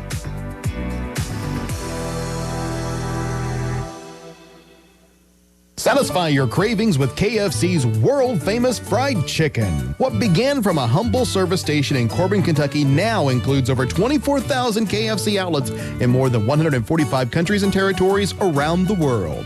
It's real meals made the hard way. Now you can enjoy their world-famous fried chicken in a variety of ways, from buckets to meal deals, sides, and desserts. Stop by the KFC at 925 North Gospel Street in Paoli. It's finger-licking good. Hopefully it's not a sign of things to come. We had a shoot-off between a student from Orleans and one from Clinton Prarie. And the one from Clinton Prarie, made the layup, the free throw, three-pointer, and then all of a sudden, David, he banked one in from half court to kind of top it off and give the fans from Clinton Prarie a big round of applause across the way for his efforts. But again, a great job by the player from Orleans as well. We get down to the final 8 minutes, and the Dogs cling to a 2-point lead. And that was after the Gophers went on an 11-2 run to close out the quarter there. After getting the 3-point basket from Crocker with 3:03 to go in the quarter, Clinton Prarie scored, let's see, it was 9 unanswered points over the next 2 minutes and 45 seconds. So as you would expect, a great team like them, they're going to make a run at some point. Knew that was possible. But Orleans is going to have to be able to get a stop here to start the quarter and then try to get some baskets again on the offensive side going to the rim like they've been able to do today. Gophers get it to start this fourth quarter. Harshbarger, Curtin, Smock, McGraw, and Firely, the 5 out there. Bounce pass down low. McGraw turns in, reverses, kicks it out front around the perimeter. Farley, 3 on the way. Harshbarger way off the mark, no good. And Alex DeWitt has the rebound. He'll give it off to Bryce Jones. DeWitt, Jones, Crocker, Freed, and Robbins, the 5 out there for Orleans. Once again, the Dogs face a lot of pressure out high against this 3-2 zone. Into the middle, DeWitt has it. DeWitt jump pass right side to Crocker. Crocker pulls it out with the dribble, takes it to the left of the key to Jones, who had a big first half. His pass is going to be tipped and stolen. McGraw comes out of there with it for the Gophers. He takes it all the way down the lane, drives left side, shot up and good off the glass. We're tied 46-46 with 7:13 to go. Gopher fans on their feet. The Bulldog fans a little down right now, but they'll be up to cheer on their team to get them going. Bryce Jones out high to the right of the key, down low. The defender falls down. Here's DeWitt driving to the lane, lays it up and good. Alex answers with a big basket to swing the lead back out in front for the Dogs, 48-46. 6:50 to go here in this state championship game from Gamebridge Fieldhouse. Between the circles, Farley has it to Smock, to Farley, right of the key. Orleans playing a lot of zone here in this second half. On the baseline, the jumper by Curtin takes a high bounce, hits the rim twice, no good. Rebound pulled off by Crocker. Once again, the Dogs doing a nice job on rebounding, but they haven't had a lot of shots that were missed that Clinton Prarie can rebound here today. Crocker between the circles into the high post, give it off to Robbins. Right side to Freed. Freed with the dribble, used up the dribble. To his pass nearly knocked away again. Got to hand it off to DeWitt. DeWitt out front to Robbins between the circles. Swing it left side to Jones. Jones to Crocker. Dogs up by 2 in the basketball with 6:09 to go in the fourth quarter. Robbins to the right of the key. Clinton Prarie again, a lot of pressure out high. Robbins around his defender, stops. Gives it out to Jones. A long 3 right side is good. Bryce Jones, another huge basket for the Dogs, and the lead back up to 5 at 51-46. Now the Dog fans have a lot to cheer about behind us. Between the circles, Farley with the dribble to McGraw. Give it off to Harshbarger. He'll swing it around the perimeter. Smock, Farley, Harshbarger to McGraw. Skip it over the top left side. Farley fakes 3 dribbles in. Short corner jumper left side. Back of the rim, no good. All Dogs underneath. With the rebound. And the Dogs look like they've stemmed the run here for Clinton Prarie to start this quarter, down to 5:25 to go and up by 5. Right side, Robbins with the basketball. Dogs are going to be patient. Jones, who just hit a big 3 the previous trip, takes it off the dribble into the high post, but before shot can be put up by DeWitt, foul going to be called, and that will go on Clinton Prarie. And that was just a hand check there for the Gophers. Bryce, it looked like he was going to be able to go to the basket there for just a moment, but bad news for him was he got fouled from behind, avoided that. That foul on Alex Farley of Clinton Prarie. That's his third, team's first of the quarter with 5:15 to go here in the fourth. Coach Peckinpah will take McGraw out with those 4 fouls, see how long he'll let him sit on the bench with the lead for the Dogs at 5. Jones between the circles. Comes to the right side to Robbins. Robbins put the ball on the deck. Crocker into the corner, right side. Dribbles out of some trouble to Robbins between the circles. Fires it down low to Freed. Dump it off to DeWitt. Pump fake. Defender flies by. Now it swings it up and good. Dogs, great ball movement that time, and they get 2 more to lead it 53-46 with 4:45 to go in the game. High post Ewing, right side. Harshbarger loads up 3. It's no good. Rebound deep out front. Farley has it. He steps into 3, top of the key. It's off the rim, no good. And a rebounding foul going to be called underneath on the floor. Looks as though we're going to stay down at the Gopher end. We will. I think Mason Freed's going to get called for this foul. Actually, it'll be on Nolan Robbins for Orleans. So that is only the first foul, I believe, on Nolan here today. So that's a little bit of a break there in a way. But, yeah, Clinton Prarie gets a chance to reset. Now with this break, they get a chance to put Jake McGraw back in, replacing Nick Curtin in the lineup. Hunter Hayes also checks in for the first time today. Dump it down low in the lane. McGraw spins to the baseline, turns back around, lost it, ball loose. Oh, he pushed off. Oh, yeah. Dump it off down low, and Hayes can't hold on to it. And the turnover will give it back over to Orleans. Well, you're talking about sometimes Don Fisher, the IU broadcaster, says ball don't lie on free throws. And sometimes it even happens in live action. There was a push off. McGraw got away with that one. But the good news for Orleans was he threw the pass just a touch hot down low to Haynes. Down in the post, he couldn't get it, and the Bulldogs get a big break with the turnover. Nearly halfway through this fourth quarter, 53-46. Dogs on top in this state championship game. Bryce Jones out high with the dribble. They have forced Clinton Prarie into poor shooting here today with that defense. See if the Dogs can answer. Here's Crocker. Oh, he had 3 in the corner, but it's going to be waved off on a moving screen called on Orleans. Just a slight bit of movement, just enough to get the foul, according to the official there. Tough break for Orleans on that one. That's 2 on Mason Freed. It's another turnover. The Dogs have been much better taking care of the basketball here in the second half, although it started to slip a little bit there at the end of the third. But Orleans have been playing well defensively the last couple of possessions. They just got to keep it going here. Halfway through this fourth quarter, Clinton Prarie to the point where every possession is critical now that they'll have to score. Farley around the perimeter. Harshbarger loads up another 3. This one's in and out. No good. McGraw keeps the rebound alive. Turns in the lane. Blocked out of there by Jones. McGraw again, a spin move. Shot partially blocked. Got it again. Put it up and in. Boy, Harshbarger just did not give up. Jake with second, third, and fourth effort.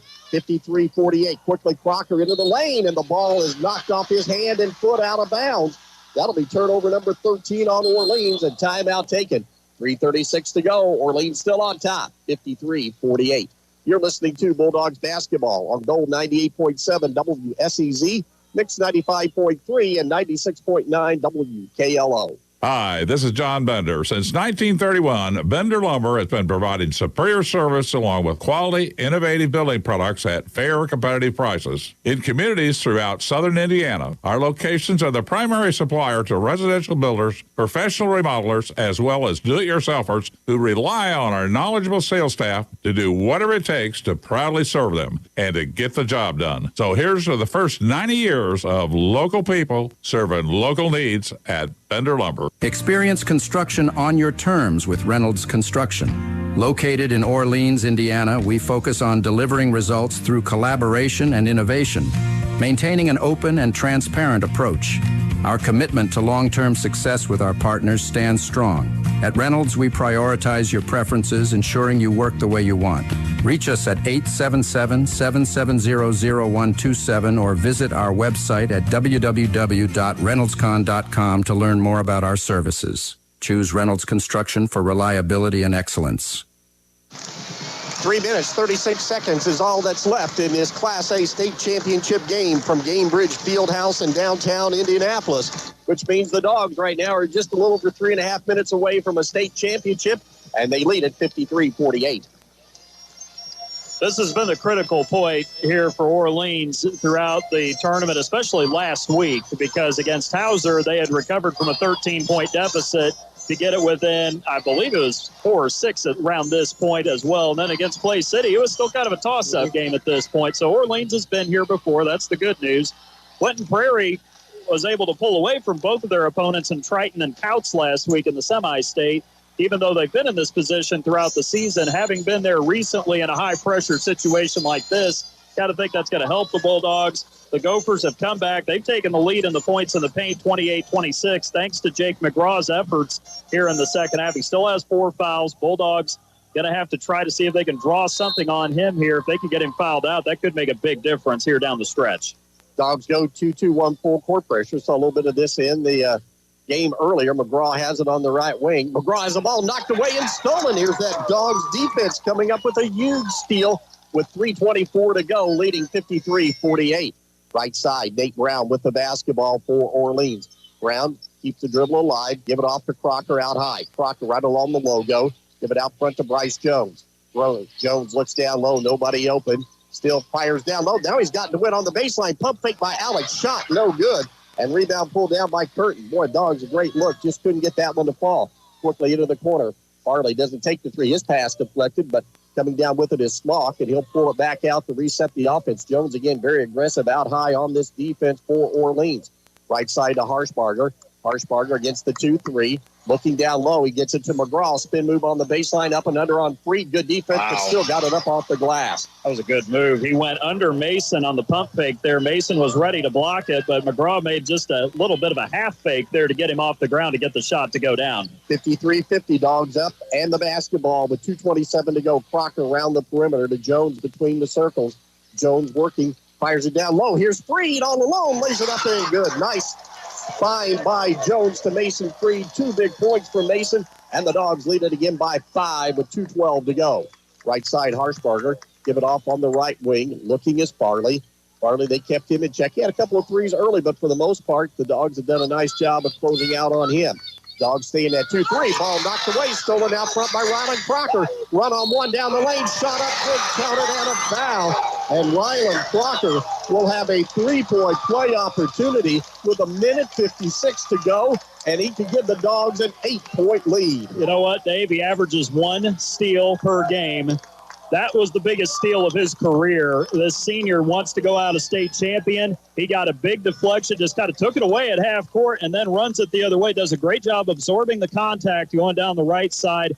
Great concentration to lay it in. He's one of the more focused kids I've ever seen at this level. He does a great job. Oh, free throw too hard, no good. Rebound pulled down by McGraw. Down to 1:50 and counting. Dogs stay in their 2-3 zone. McGraw between the circles. Gray got to have a sense of urgency, but they're still very patient. High post pass, McGraw, kick it out. 3 by Farley on the way, good. That'll get you back in at 57-53.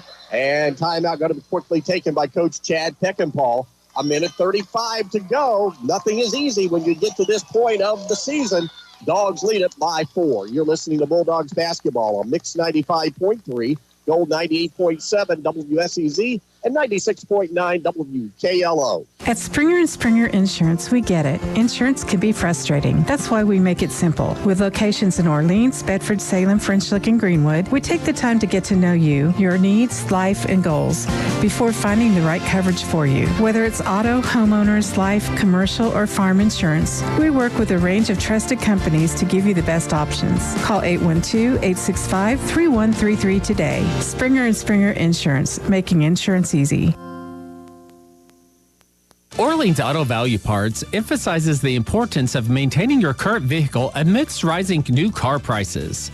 They are your local auto value dealer offering affordable, high-quality auto parts with reliable service. They stock Deca and Interstate batteries, custom-make hoses, and provide paint mixing services to match any vehicle color on the road. Visit them at 153 West Washington Street in Orleans or reach out by phone at 812-865-4444.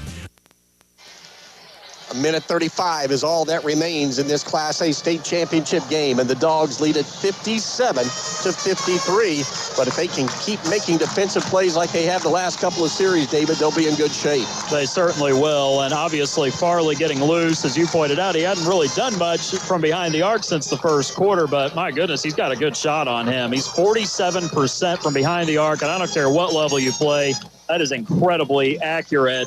And so Clinton Prarie staying in it with the 3-point shot, but all in all, Orleans doing a pretty good job. They've weathered the storm so far. Clinton Prarie went right at them after going down 11 in the third quarter. They cut the lead down to 2, actually tied the game right at the beginning of the third quarter, but the Dogs have not wavered, and that's exactly what we've seen the entire postseason from the Medora game in the first round of the sectional to now. And it starts with Coach Bradley, the coaching staff. They don't flinch. These guys are veterans, and they are not flinching in this moment either. So they're doing a great job. Expect Clinton Prarie to put a lot more pressure on the Dogs, and it looks like they're going to go to the full court press out of the timeout with 1:35 to go. We saw Clinton Prarie foul late in that first half to kind of slow down the game, but they're at a point now where they're going to have to slow and maybe make the Dogs beat them at the free throw line. Jones down the right sideline to DeWitt, yet to get it across the timeline. Now they do to Crocker. Crocker between two players, pulls up the dribble at the logo. Bounce pass goes left side to Brown. Brown looking into the middle, can't get it to Jones. Now he does, shoves him off to Bryce. They got DeWitt down low, gambling out high, and Bryce again caught in a double team right along the sideline, and he has to take a timeout. But the Dogs were able to run some precious seconds off the clock, down to 1:11 to go, leading by 4. You're listening to Bulldogs basketball On Gold 98.7 WSEZ, Mix 95.3 and 96.9 WKLO. Turn your dining experience into a fiesta at El Capadre, the heart of flavor and fun. Open Monday through Thursday and Sundays from 11 to 9 p.m., Friday and Saturdays from 11 to 10 p.m. Craving something special? Try one of our mouth-watering entrees that will make your taste buds salsa. And for the ultimate party starter, sip on the best margarita around. Visit one of our 5 locations, Paoli at 300 East Main Street, West Baden, Mitchell, Orleans, Bedford, and coming soon, Palmyra. El Capadre, where the flavor is as bold as the fun. From the court to the countryside, make your next big win a trip to French Lick. Whether you're celebrating victory or just need a timeout, French Lick has you covered. World-class resorts, legendary history, cozy cabins, and family fun all year long. Don't just play hard, relax hard. Go to visit FrenchLickWestBaden.com and plan your next getaway today. Best of luck to the Orleans Bulldogs as they bring home a state championship.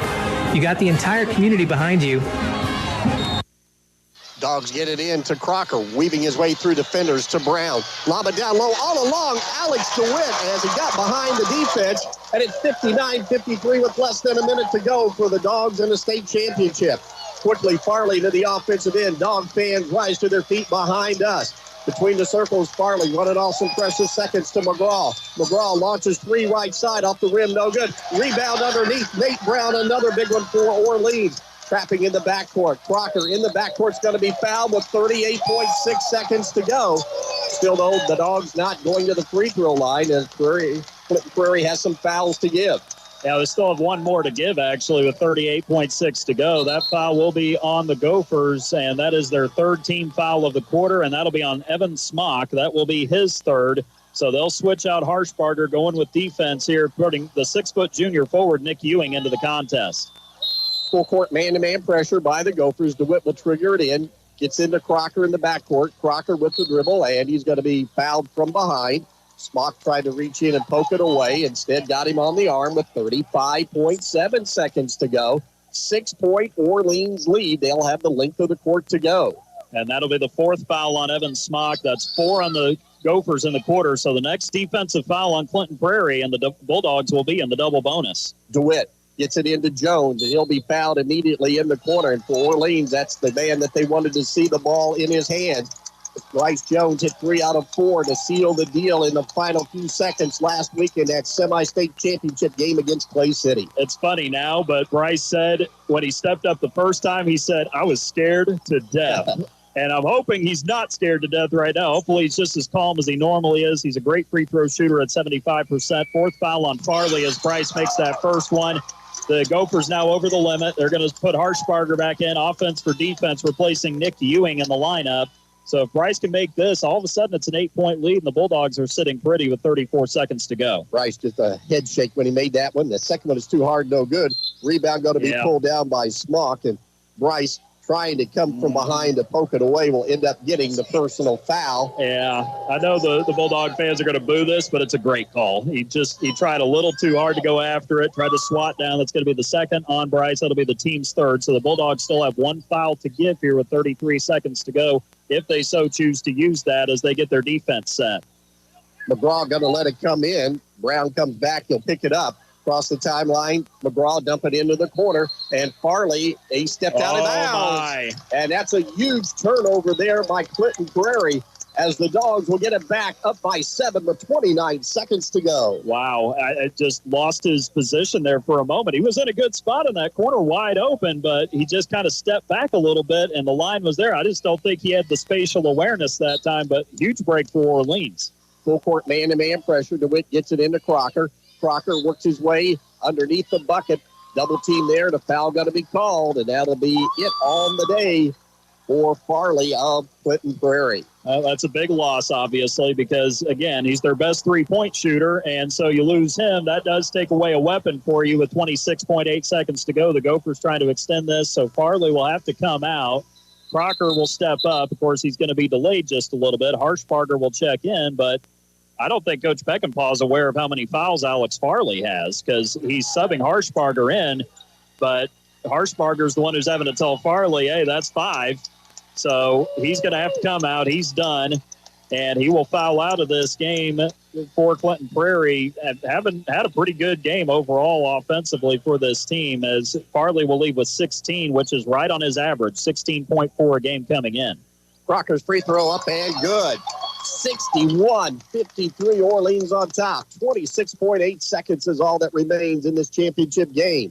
Second free throw by Crocker, front of the rim, back of the rim, and through. Dogs will pull back their pressure just to make sure they get it in. And McGraw down the right sideline. McGraw crosses over all the way to the rim, steps through two defenders. Fadeaway shot from 5 feet up, good, and a quick timeout going to be taken by Coach Chad Peckinpah with just 19.2 seconds to go. 62-55, and the Bulldog fans behind us are ready to erupt. They know they don't want to go early, but they only have to wait 19.2 seconds. You're listening to Bulldogs basketball on Mix 95.3, Gold 98.7 WSEZ, and 96.9 WKLO. Kirby Hardware has been helping the residents of Orleans keep their homes and farms running smoothly since 1953. Kirby Hardware carries a full line of GE appliances, hardware items, household items, lawn and garden supplies, paint, and a full line of plumbing, all with the knowledge to get you what you need to do the job right the first time. Kirby Hardware open Monday through Friday, 7 a.m. till 5:30 p.m. and Saturday, 7 till 2. Phone them at 812-865-2510. Kirby Hardware at 206 East Jefferson Street. Dogs with the basketball, length of the court to go, leading at 62-55. DeWitt tried to get it in, but a foul going to be called. A holding foul will be whistled against Clinton Prairie. With no time taken off the clock, walk the length of the court. The Dogs will be back at the free throw line, and it's going to be number 14, Bryce Jones, for a couple of more.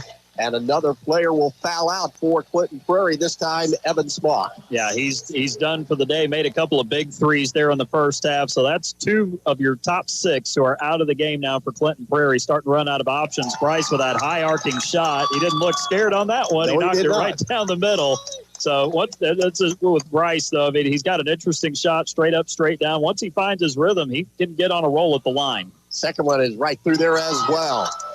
64-55, back to 9 points with 19 seconds to go. McGraw quickly, offensive end stops, loads up three, right of the key, front of the rim, no good. Rebound, who else? Bryce Jones.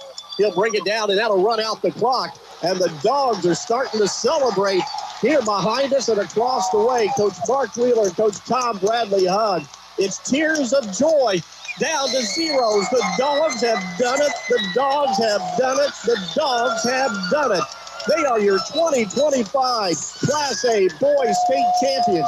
Your final today over Clinton Prairie. It is Orleans 64 and Clinton Prairie 55 as the celebration begins here at Gamebridge Fieldhouse for the Dogs. As, again, just tears of joy flowing from the fans and across the way.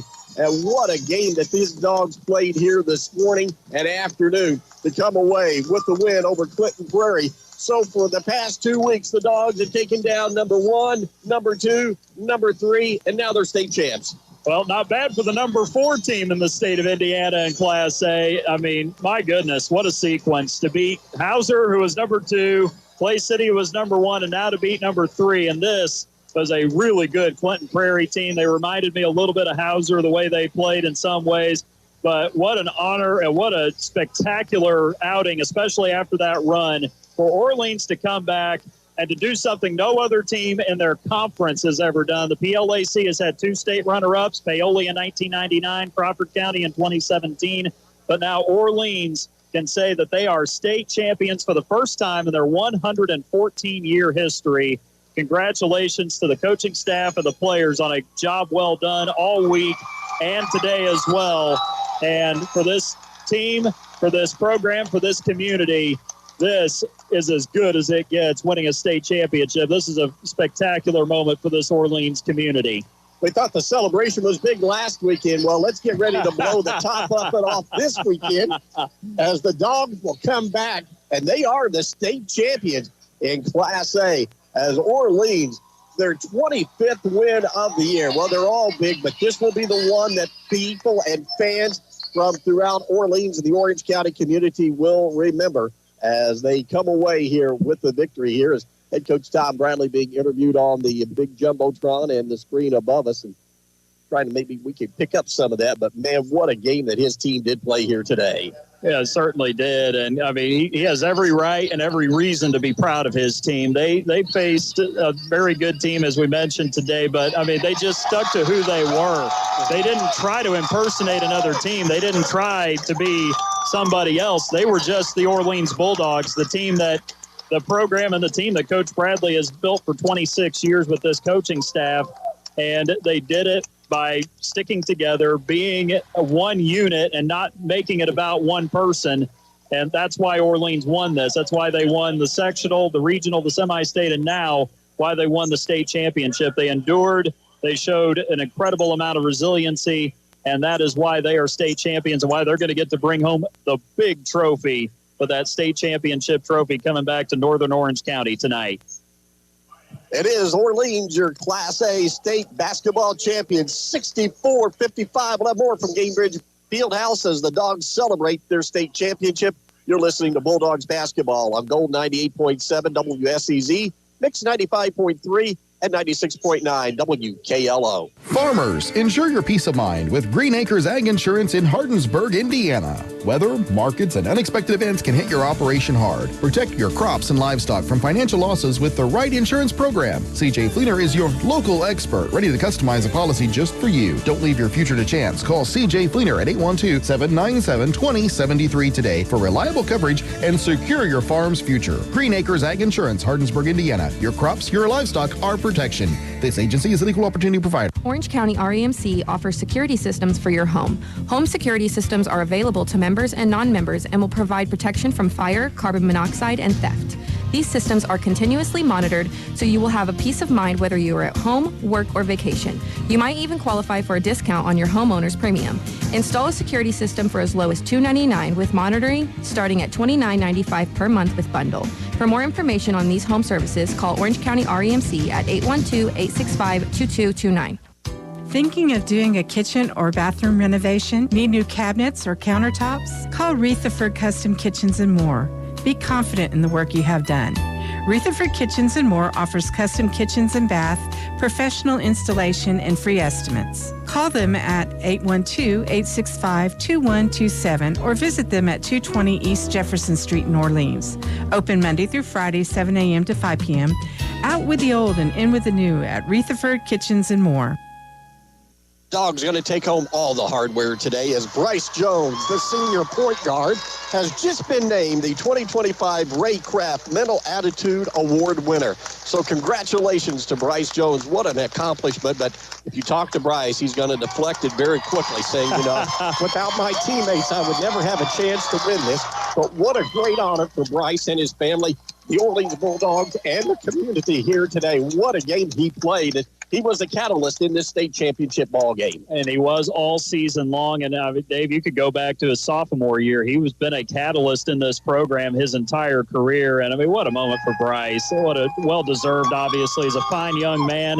I really had never seen him smile until they won the semi-state last week. And now the smile might be even bigger now that they've won the state championship. But what a proud moment for his parents, too. And for his family, but I'm sure his teammates are thrilled to pieces for him as well. And obviously, Coach Bradley, as well as the rest of the coaching staff, I mean, you can't be anything but proud of Bryce. He accomplished so much on the floor, but he's obviously been active off the floor, great in the classroom, great in the community, as everybody in Orleans is aware. And he's just a kid who exemplifies what it means to be a student athlete and to be a valued member of his community, his team, and his school as well. So well-deserved. Congratulations to Bryce. And my goodness, just can't be anything but proud of him for everything that he's accomplished and for his team as well. Yeah, he is definitely a proud Orleans Bulldog, as all of those players are over there, because, you know, the Bulldog colors are red, but their goal today was to get blue, and that's the ribbon that they will get, which means they are state champs. It doesn't match, but who cares? You won a state championship, you know, and that's what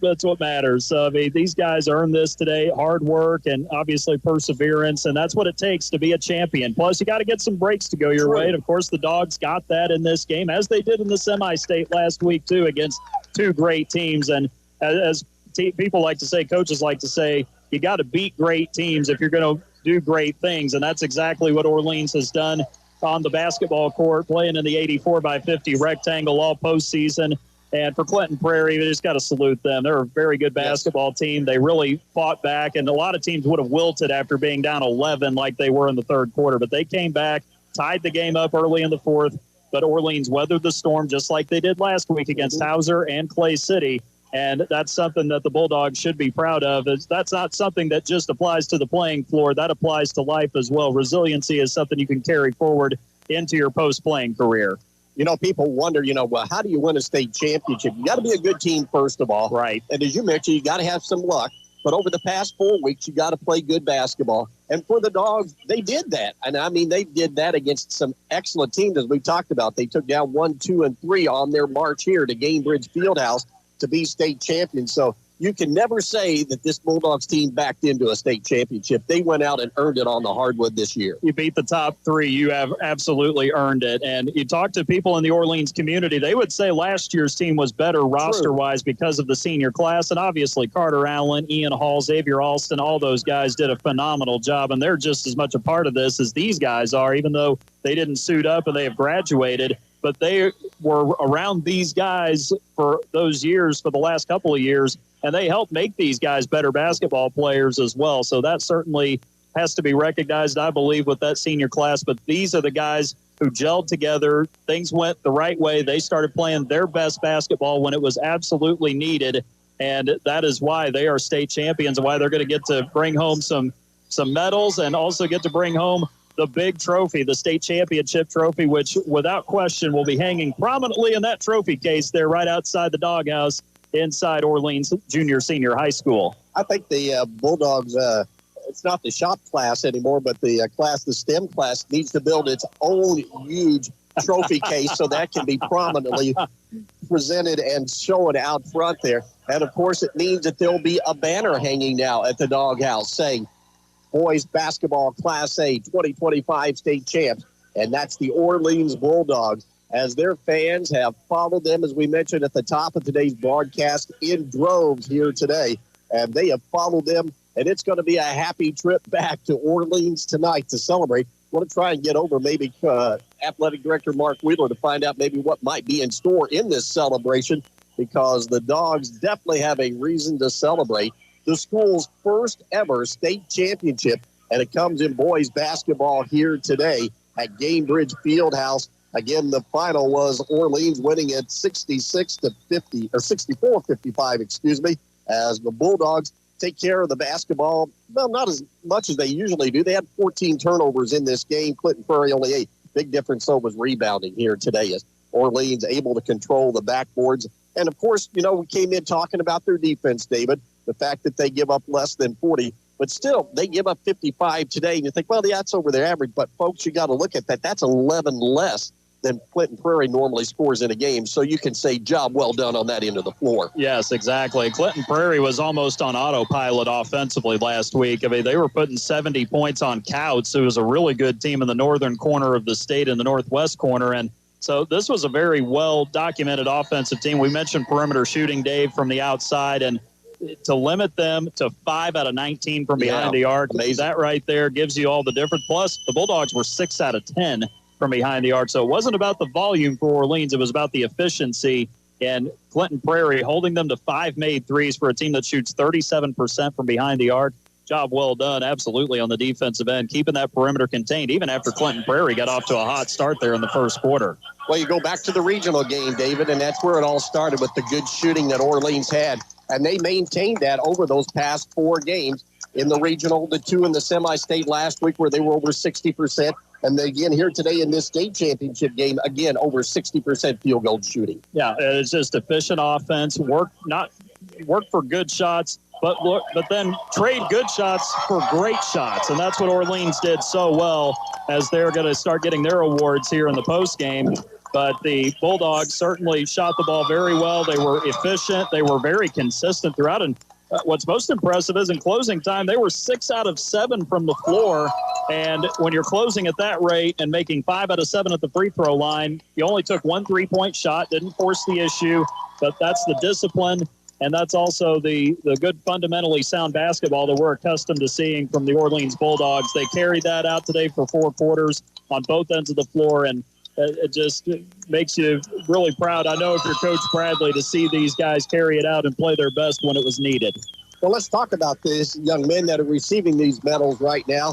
Nolan Robbins, Nate Brown, Alex DeWitt, Rylan Crocker, Bryce Jones, Mason Freed, Kagan Russell, Jimmy Sanders, Troy Dilly, Dane Freed, Caden Burning, and Owen Gilbert, along with the coaching staff of head coach Tom Bradley, assistant coach Murphy Wheeler, varsity assistant Mark Wheeler, as well as assistant coaches Michael Stroud and Paul Stroud. So, Coach Bradley, you know, we talked about the great career that he has had, over 400 wins, all the sectionals that he's had under his tutelage.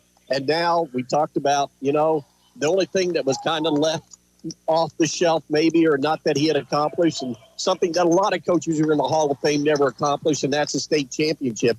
But this should solidify Coach Bradley in the future. Hopefully it'll be a few years down the future, though, before he decides to hang it up and become eligible. But he definitely falls in that category of a Hall of Fame coach.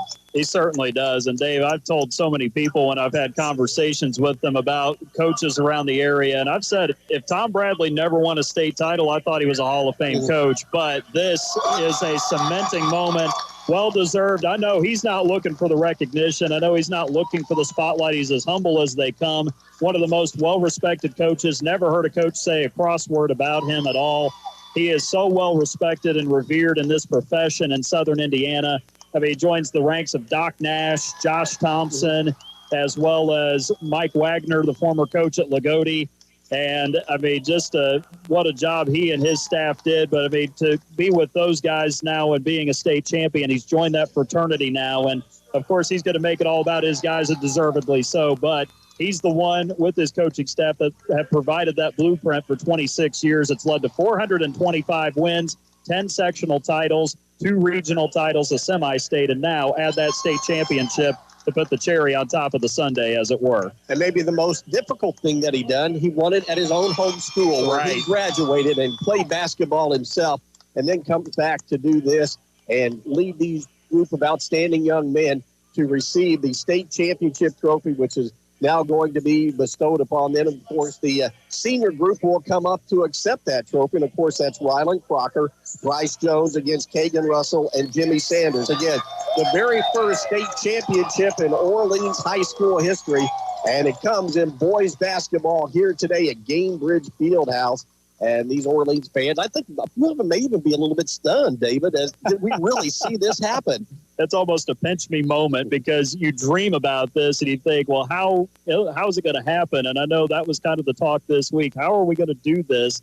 And when you finally see it, sometimes it takes a few moments at the very least for it to sink in. And I'm sure there's some people that are still kind of taken aback by it and still trying to process this. But, I mean, you can't deny it. This is there.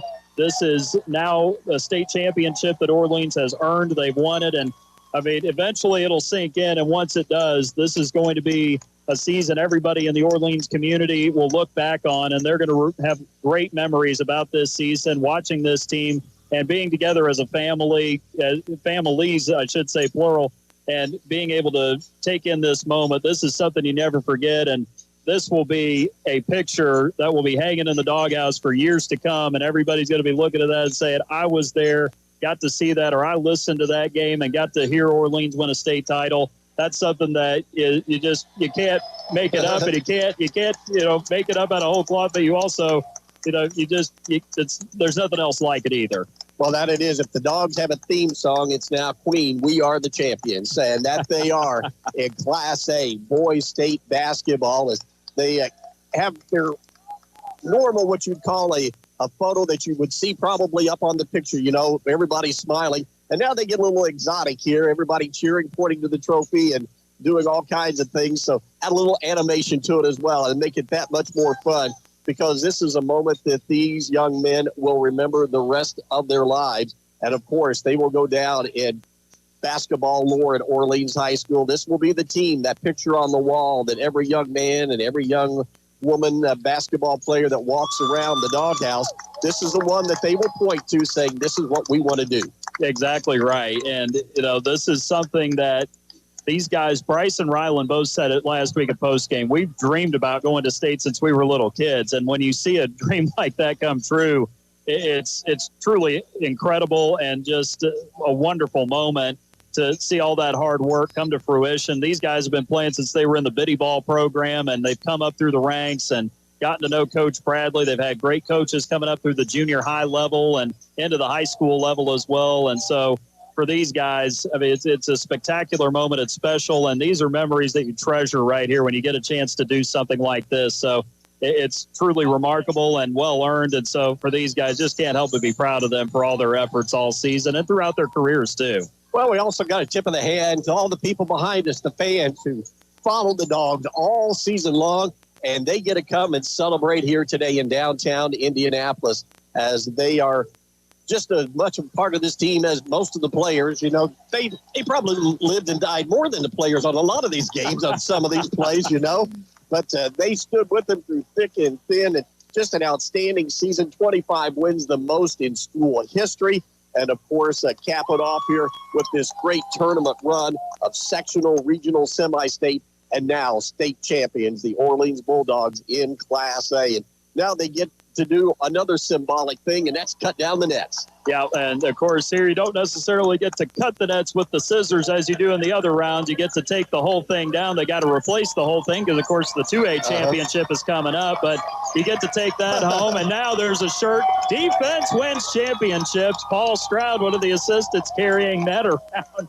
And does it ever for Orleans. They made the key stops at this game, of course, so just remarkable to get all the souvenirs now, to all the trappings that come with winning a state championship. The fight song plays, and this is the most sweet fight song that the band has ever played in the history of Orleans. So we'll see how that all comes to fruition, and we'll, of course, get to see this team celebrate what is a monumental moment in the history of the school and the community as well. We'll have more post-game festivities from Cambridge Fieldhouse. The Bulldogs are state champions. You're listening to Bulldogs basketball on Mix 95.3, Gold 98.7 WSEZ, and WKLO 96.9. Kirby Hardware has been helping the residents of Orleans keep their homes and farms running smoothly since 1953. Kirby Hardware carries a full line of GE appliances, hardware items, household items, lawn and garden supplies, paint, and a full line of plumbing, all with the knowledge to get you what you need to do the job right the first time. Kirby Hardware open Monday through Friday, 7 a.m. till 5:30 p.m. and Saturday, 7 till 2. Phone them at 812-865-2510. Kirby Hardware at 206 East Jefferson Street. Looking for insurance to fit your life? At Tucker Insurance Group, we offer a broad range of quality insurance products at competitive prices. As an independent agency, we're dedicated to providing personalized service to every customer. Whether it's home, auto, life, or business insurance, Tracy Tucker and Tyler Atchison are here to guide you through the process, giving you the service and care you deserve. Tucker Insurance Group, where your protection is our priority. Call 812-913-9095 and let us help you secure your future. Are you looking for top quality crushed stone in Harrison County? Look no further than Davis Crushed Stone in DePaul. At Davis Crushed Stone, they have been serving Southern Indiana for years, providing the highest quality crushed stone for all your construction needs. Their locally sourced stone is perfect for driveways, roads, landscaping, and much more. Plus, the friendly staff can assist you with your order, ensuring you get exactly what you need. They'll even deliver it right to your doorstep, making your project hassle-free. Choose Davis Crushed Stone for your next project. Give them a call at 812-347-2707. There's been a lot of celebrating going on, you know, and that's one of the things that is different at the state finals, you know, in sectional, regional, and semi-state. You get the team out there to celebrate with themselves and their coaching staff, and then you get the fans rush out there. But unfortunately here, that's not a part of the state finals, but hopefully we'll get that done later on this evening at the Doghouse, as the Bulldogs are state champions here today. Bryce Jones, the Ray Kraft Medal Attitude Award winner. And it's just been a big day for Orleans High School basketball. That it has. And, you know, you come into this game, you're not necessarily sure how it's going to go. You're not necessarily sure if Orleans can face up to another team that's got the length and the athleticism of Clinton Prairie. But, my goodness, did they ever do it. And turnovers were really the biggest issue the Bulldogs had today, which is uncharacteristic for a team that averages 6.5 per game coming into this state final. But they overcame it with great rebounding, timely stops defensively, made some big baskets, too, down the stretch. So that making the game what it was. I mean, you know, and the three guys who have led them all season, Alex DeWitt, Bryce Jones, and Rylan Crocker, They led the way again. Alex had 24 points and 7 rebounds today for the Dogs as Orleans gets this one. Bryce Jones, 17 points, 5 rebounds. Rylan Crocker, 16 points. But you can't leave Mason Freed out. He was phenomenal and gave them great minutes in the first half, had 4 points on a couple of drop-offs down into the post, 5 rebounds in the first half, 3 offensive, and then Nate Brown with a big 3-point shot there in that third quarter. He had 7 assists in this game, too, so he scores 3 points. Nolan Robbins and Kagan Russell don't score, but they were contributors in their own way on the defensive end. Kagan coming in to play some defense there, head of the press there late in the game, so those guys lead the way. And then for Clinton Prairie, Jake McGraw, 23 points, got his average today to lead the way. Alex Farley had 16, Nick Curtin had 10, and Evan Smock scored 6 to round it out for the Gophers. Ryan Harshbarger, Nick Ewing, and Hunter Haynes saw time today.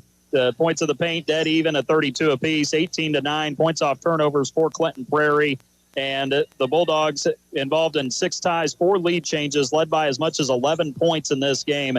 And they go on to win it, outscoring Clinton Prairie in the fourth quarter, 18-11 to win it 64-55 in the Class A state championship here in downtown Indianapolis. Well, what you like to see in a game like this, David, there were a lot of heroes. Absolutely. Yeah, that's been the thing with Orleans throughout the course of the home stretch of the season. Obviously, we know that Ryland's been the leading scorer all season. Alex has been right behind him, and then Bryce, the third double-figure scorer. But you had multiple guys who made contributions today, and that's what has made this Bulldog team so durable through the postseason, is that while Nolan Robbins may not score a lot of points, he can get you a deflection or a steal, block shot, rebound, and the same can be said for Nate Brown. And those guys aren't big scorers, and they may not make the headlines, but they are part of the glue that keeps this team together and making those big plays that go unsung in the stat sheet sometimes. You need guys like that, and Orleans has those guys. They accept their roles, and they embrace them, and that's why this team has been so special.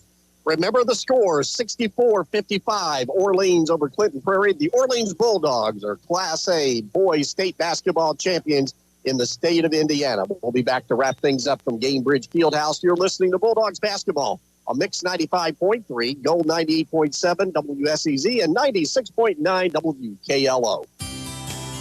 A family-run company started in 1960 by father and sons, Riverview Farms Incorporated is 50 years and counting. Riverview Farms Incorporated primary focus is pullets, chicken, hogs, and turkeys, and some feed crops as well. Located in Orleans, Indiana, Riverview Farms is a viable agribusiness 4 generations strong and counting, and among the biggest producers of poultry and eggs in the state of Indiana. Riverview Farms, working for families, working for you. Choose Orange County Fiber, your hometown internet provider, to receive fast and reliable internet. Fiber optics is the best technology in the world for delivering internet services to homes and businesses. Orange County Fiber offers speeds up to 1 gigabyte per second with no contracts or data caps. You can even bundle with our home phone service or home security to receive a discount. Ready to make the switch? Call today at 812-865-2229 or visit our website at www.myremc.coop. Hi, this is John Bender. Since 1931, Bender Lumber has been providing superior service along with quality, innovative building products at fair, competitive prices. In communities throughout southern Indiana, our locations are the primary supplier to residential builders, professional remodelers, as well as do-it-yourselfers who rely on our knowledgeable sales staff to do whatever it takes to proudly serve them and to get the job done. So here's to the first 90 years of local people serving local needs at Bender Lumber. The Orleans Bulldogs, well, they celebrate as state champions, and what a day it has been here at Gamebridge Fieldhouse.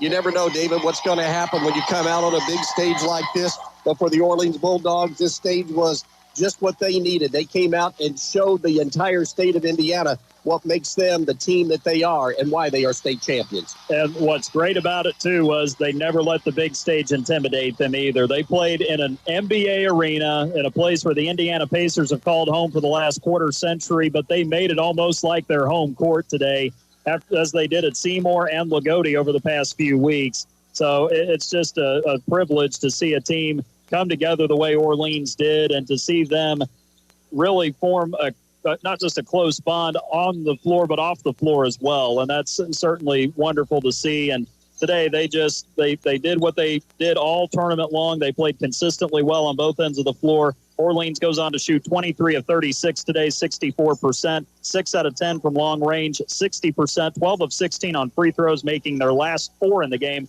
for 75%. Clinton Prarie held to 45% shooting on 21 of 47, 5 of 19 from long range, and 8 out of 12 at the free throw line. Did not attempt a free throw in that fourth quarter of play, while Orleans went 5 out of 7 there down the home stretch. So a great job by the Orleans Bulldogs to win this state championship, to do what they've done and be consistent, stay within themselves, and that's why they are able to win the state championship here today. And now the celebration can commence in the town of Orleans. Well, we talked about it earlier. David and I have been here a few times, but this is the first time that we get to celebrate a state championship with the team that we've been able to follow. And what a thrill it has been to see this Orleans Bulldog team. We had them right at the very beginning of the year when they were over at Crothersville and started off this season. You never know how it's going to end, but it was a magical run and a great finish here in Indianapolis for the Bulldogs. Yeah, quite a contrast from where we started with that small gym in Crothersville to playing in this NBA arena, right? I mean, goodness gracious, this place it's a great building for one. And I mean, we've seen the heartbreak, obviously, with, in our case on WKLO, seeing it with North Harrison's girls falling short both times at 16 and 17. And then 2 years ago, Corridon's girls just right there, but couldn't quite finish it in the state championship game. And, of course, Crawford County made it in 2017, and they just couldn't quite keep their magical run going for one more game. But for this Orleans team to do this, I mean, it's quite an accomplishment. You never know what might happen. It's high school basketball after all, but the Bulldogs starting in Crothersville at the beginning, a team that was a work in progress, and they really became a complete team here at the end of the season. So, I mean, way to go, Orleans. Nicely done by everybody on this team this year. And for this Orleans team, a state championship and certainly memories made, and that's what you want to do when you're playing this time of the year. So for these young guys who are going to be coming back next year, now they know what it's like, and now they can definitely go into the offseason a team that's going to be smiling a lot more after what they did this year with a great season, going 25-4 and clinching a state championship. Well, it was 1999. We came up with Paola, and they also came up short, but the Bulldogs get the job done today. So congratulations to Coach Tom Bradley. And again, you know, the entire team will remember this day, history, and of course for these seniors, Wyland Crocker, Bryce Jones, along with Kagan Russell and Jimmy Sanders. What a way to close out your career. It couldn't end on a better note. 100%. I know these guys are very close with their teammates, and, of course, they're great leaders, too. I know Kagan and Jimmy don't get a lot of playing time, but those guys work just as hard as Bryce and Ryland and everybody else on the team do. So for those guys to go out as state champs to close your career, of course, you never want your season to end when you're playing that well, but if it's going to end, you'd like it to end with a state championship. And for those guys, it's truly special that they get to end their careers like that, because only 4 teams that come up here every year, those senior classes, get to say that we ended as state champions. And for those guys, that's certainly the case going home to Northern Orange County. Well, David, it's been fun today, hasn't it? Yeah, absolutely has. Been a blast. Of course, it's been great to share this experience with you going through the regional, the semi-state, and the state finals, Dave. And appreciate, of course, getting to work with you during this postseason. And obviously, we're proud of this Orleans team and what they've done. And we've just been along for the ride, but it's certainly been a ride that we have enjoyed the entire way. That we have. You know, we always tell coaches at the end of the year, you know, we appreciate just being a very small part of the program, whatever way you can help it. My goodness, what a way to end the season on a high note. There's only going to be 4 teams that are happy after today, and the Orleans Bulldogs set the stage. They're the first to punch their ticket as a state champion. And only one of 2 teams from the southern half of the bracket that actually are in here. Of course, University's playing in this 2A game, and they're a Carmel area school. And then you got the 3A game featuring Crispus Attucks from here in Indy. Jeffersonville's the other one, but Orleans representing southern Indiana with class and certainly doing it the way that you want to see them do it here, to do this with class and to win this state championship the right way, the way Coach Bradley's taught them all these years. Dogs are state champions. Again, want to thank all of our great sponsors for bringing us throughout the entire season and this tournament run with Orleans. A big thank you as well to all of our great listeners for tuning in not only today but throughout the entire season. And again, the Dogs will be celebrating their first ever state champion. Your final today from Gainbridge Fieldhouse in downtown Indianapolis, the Class A state champions, the Orleans Bulldogs, as they defeat Clinton Prarie 64-55. The Dogs are the champions. For David Deaton, I'm Dave Dedrick. Thank you for tuning in. You've been listening to Bulldogs Basketball on on Gold 98.7 WSEZ, Mix 95.3, and 96.9 WKLO. Orleans Bulldogs basketball. State action brought to you by KFC of Paoli, the Dillon Scott Funeral Home, the Superburger, In Focus Eye Care, Riley Oil Company, Tucker Insurance Group, Riverview Farms, Springer and Springer Insurance, Orange County REMC, Reynolds Construction LLC, El Compadre Mexican Restaurant, Bender Lumber, Rutherford Custom Kitchens, Orange County Fiber, Orleans Auto, Kirby Hardware, and by Green Acres Ag Insurance.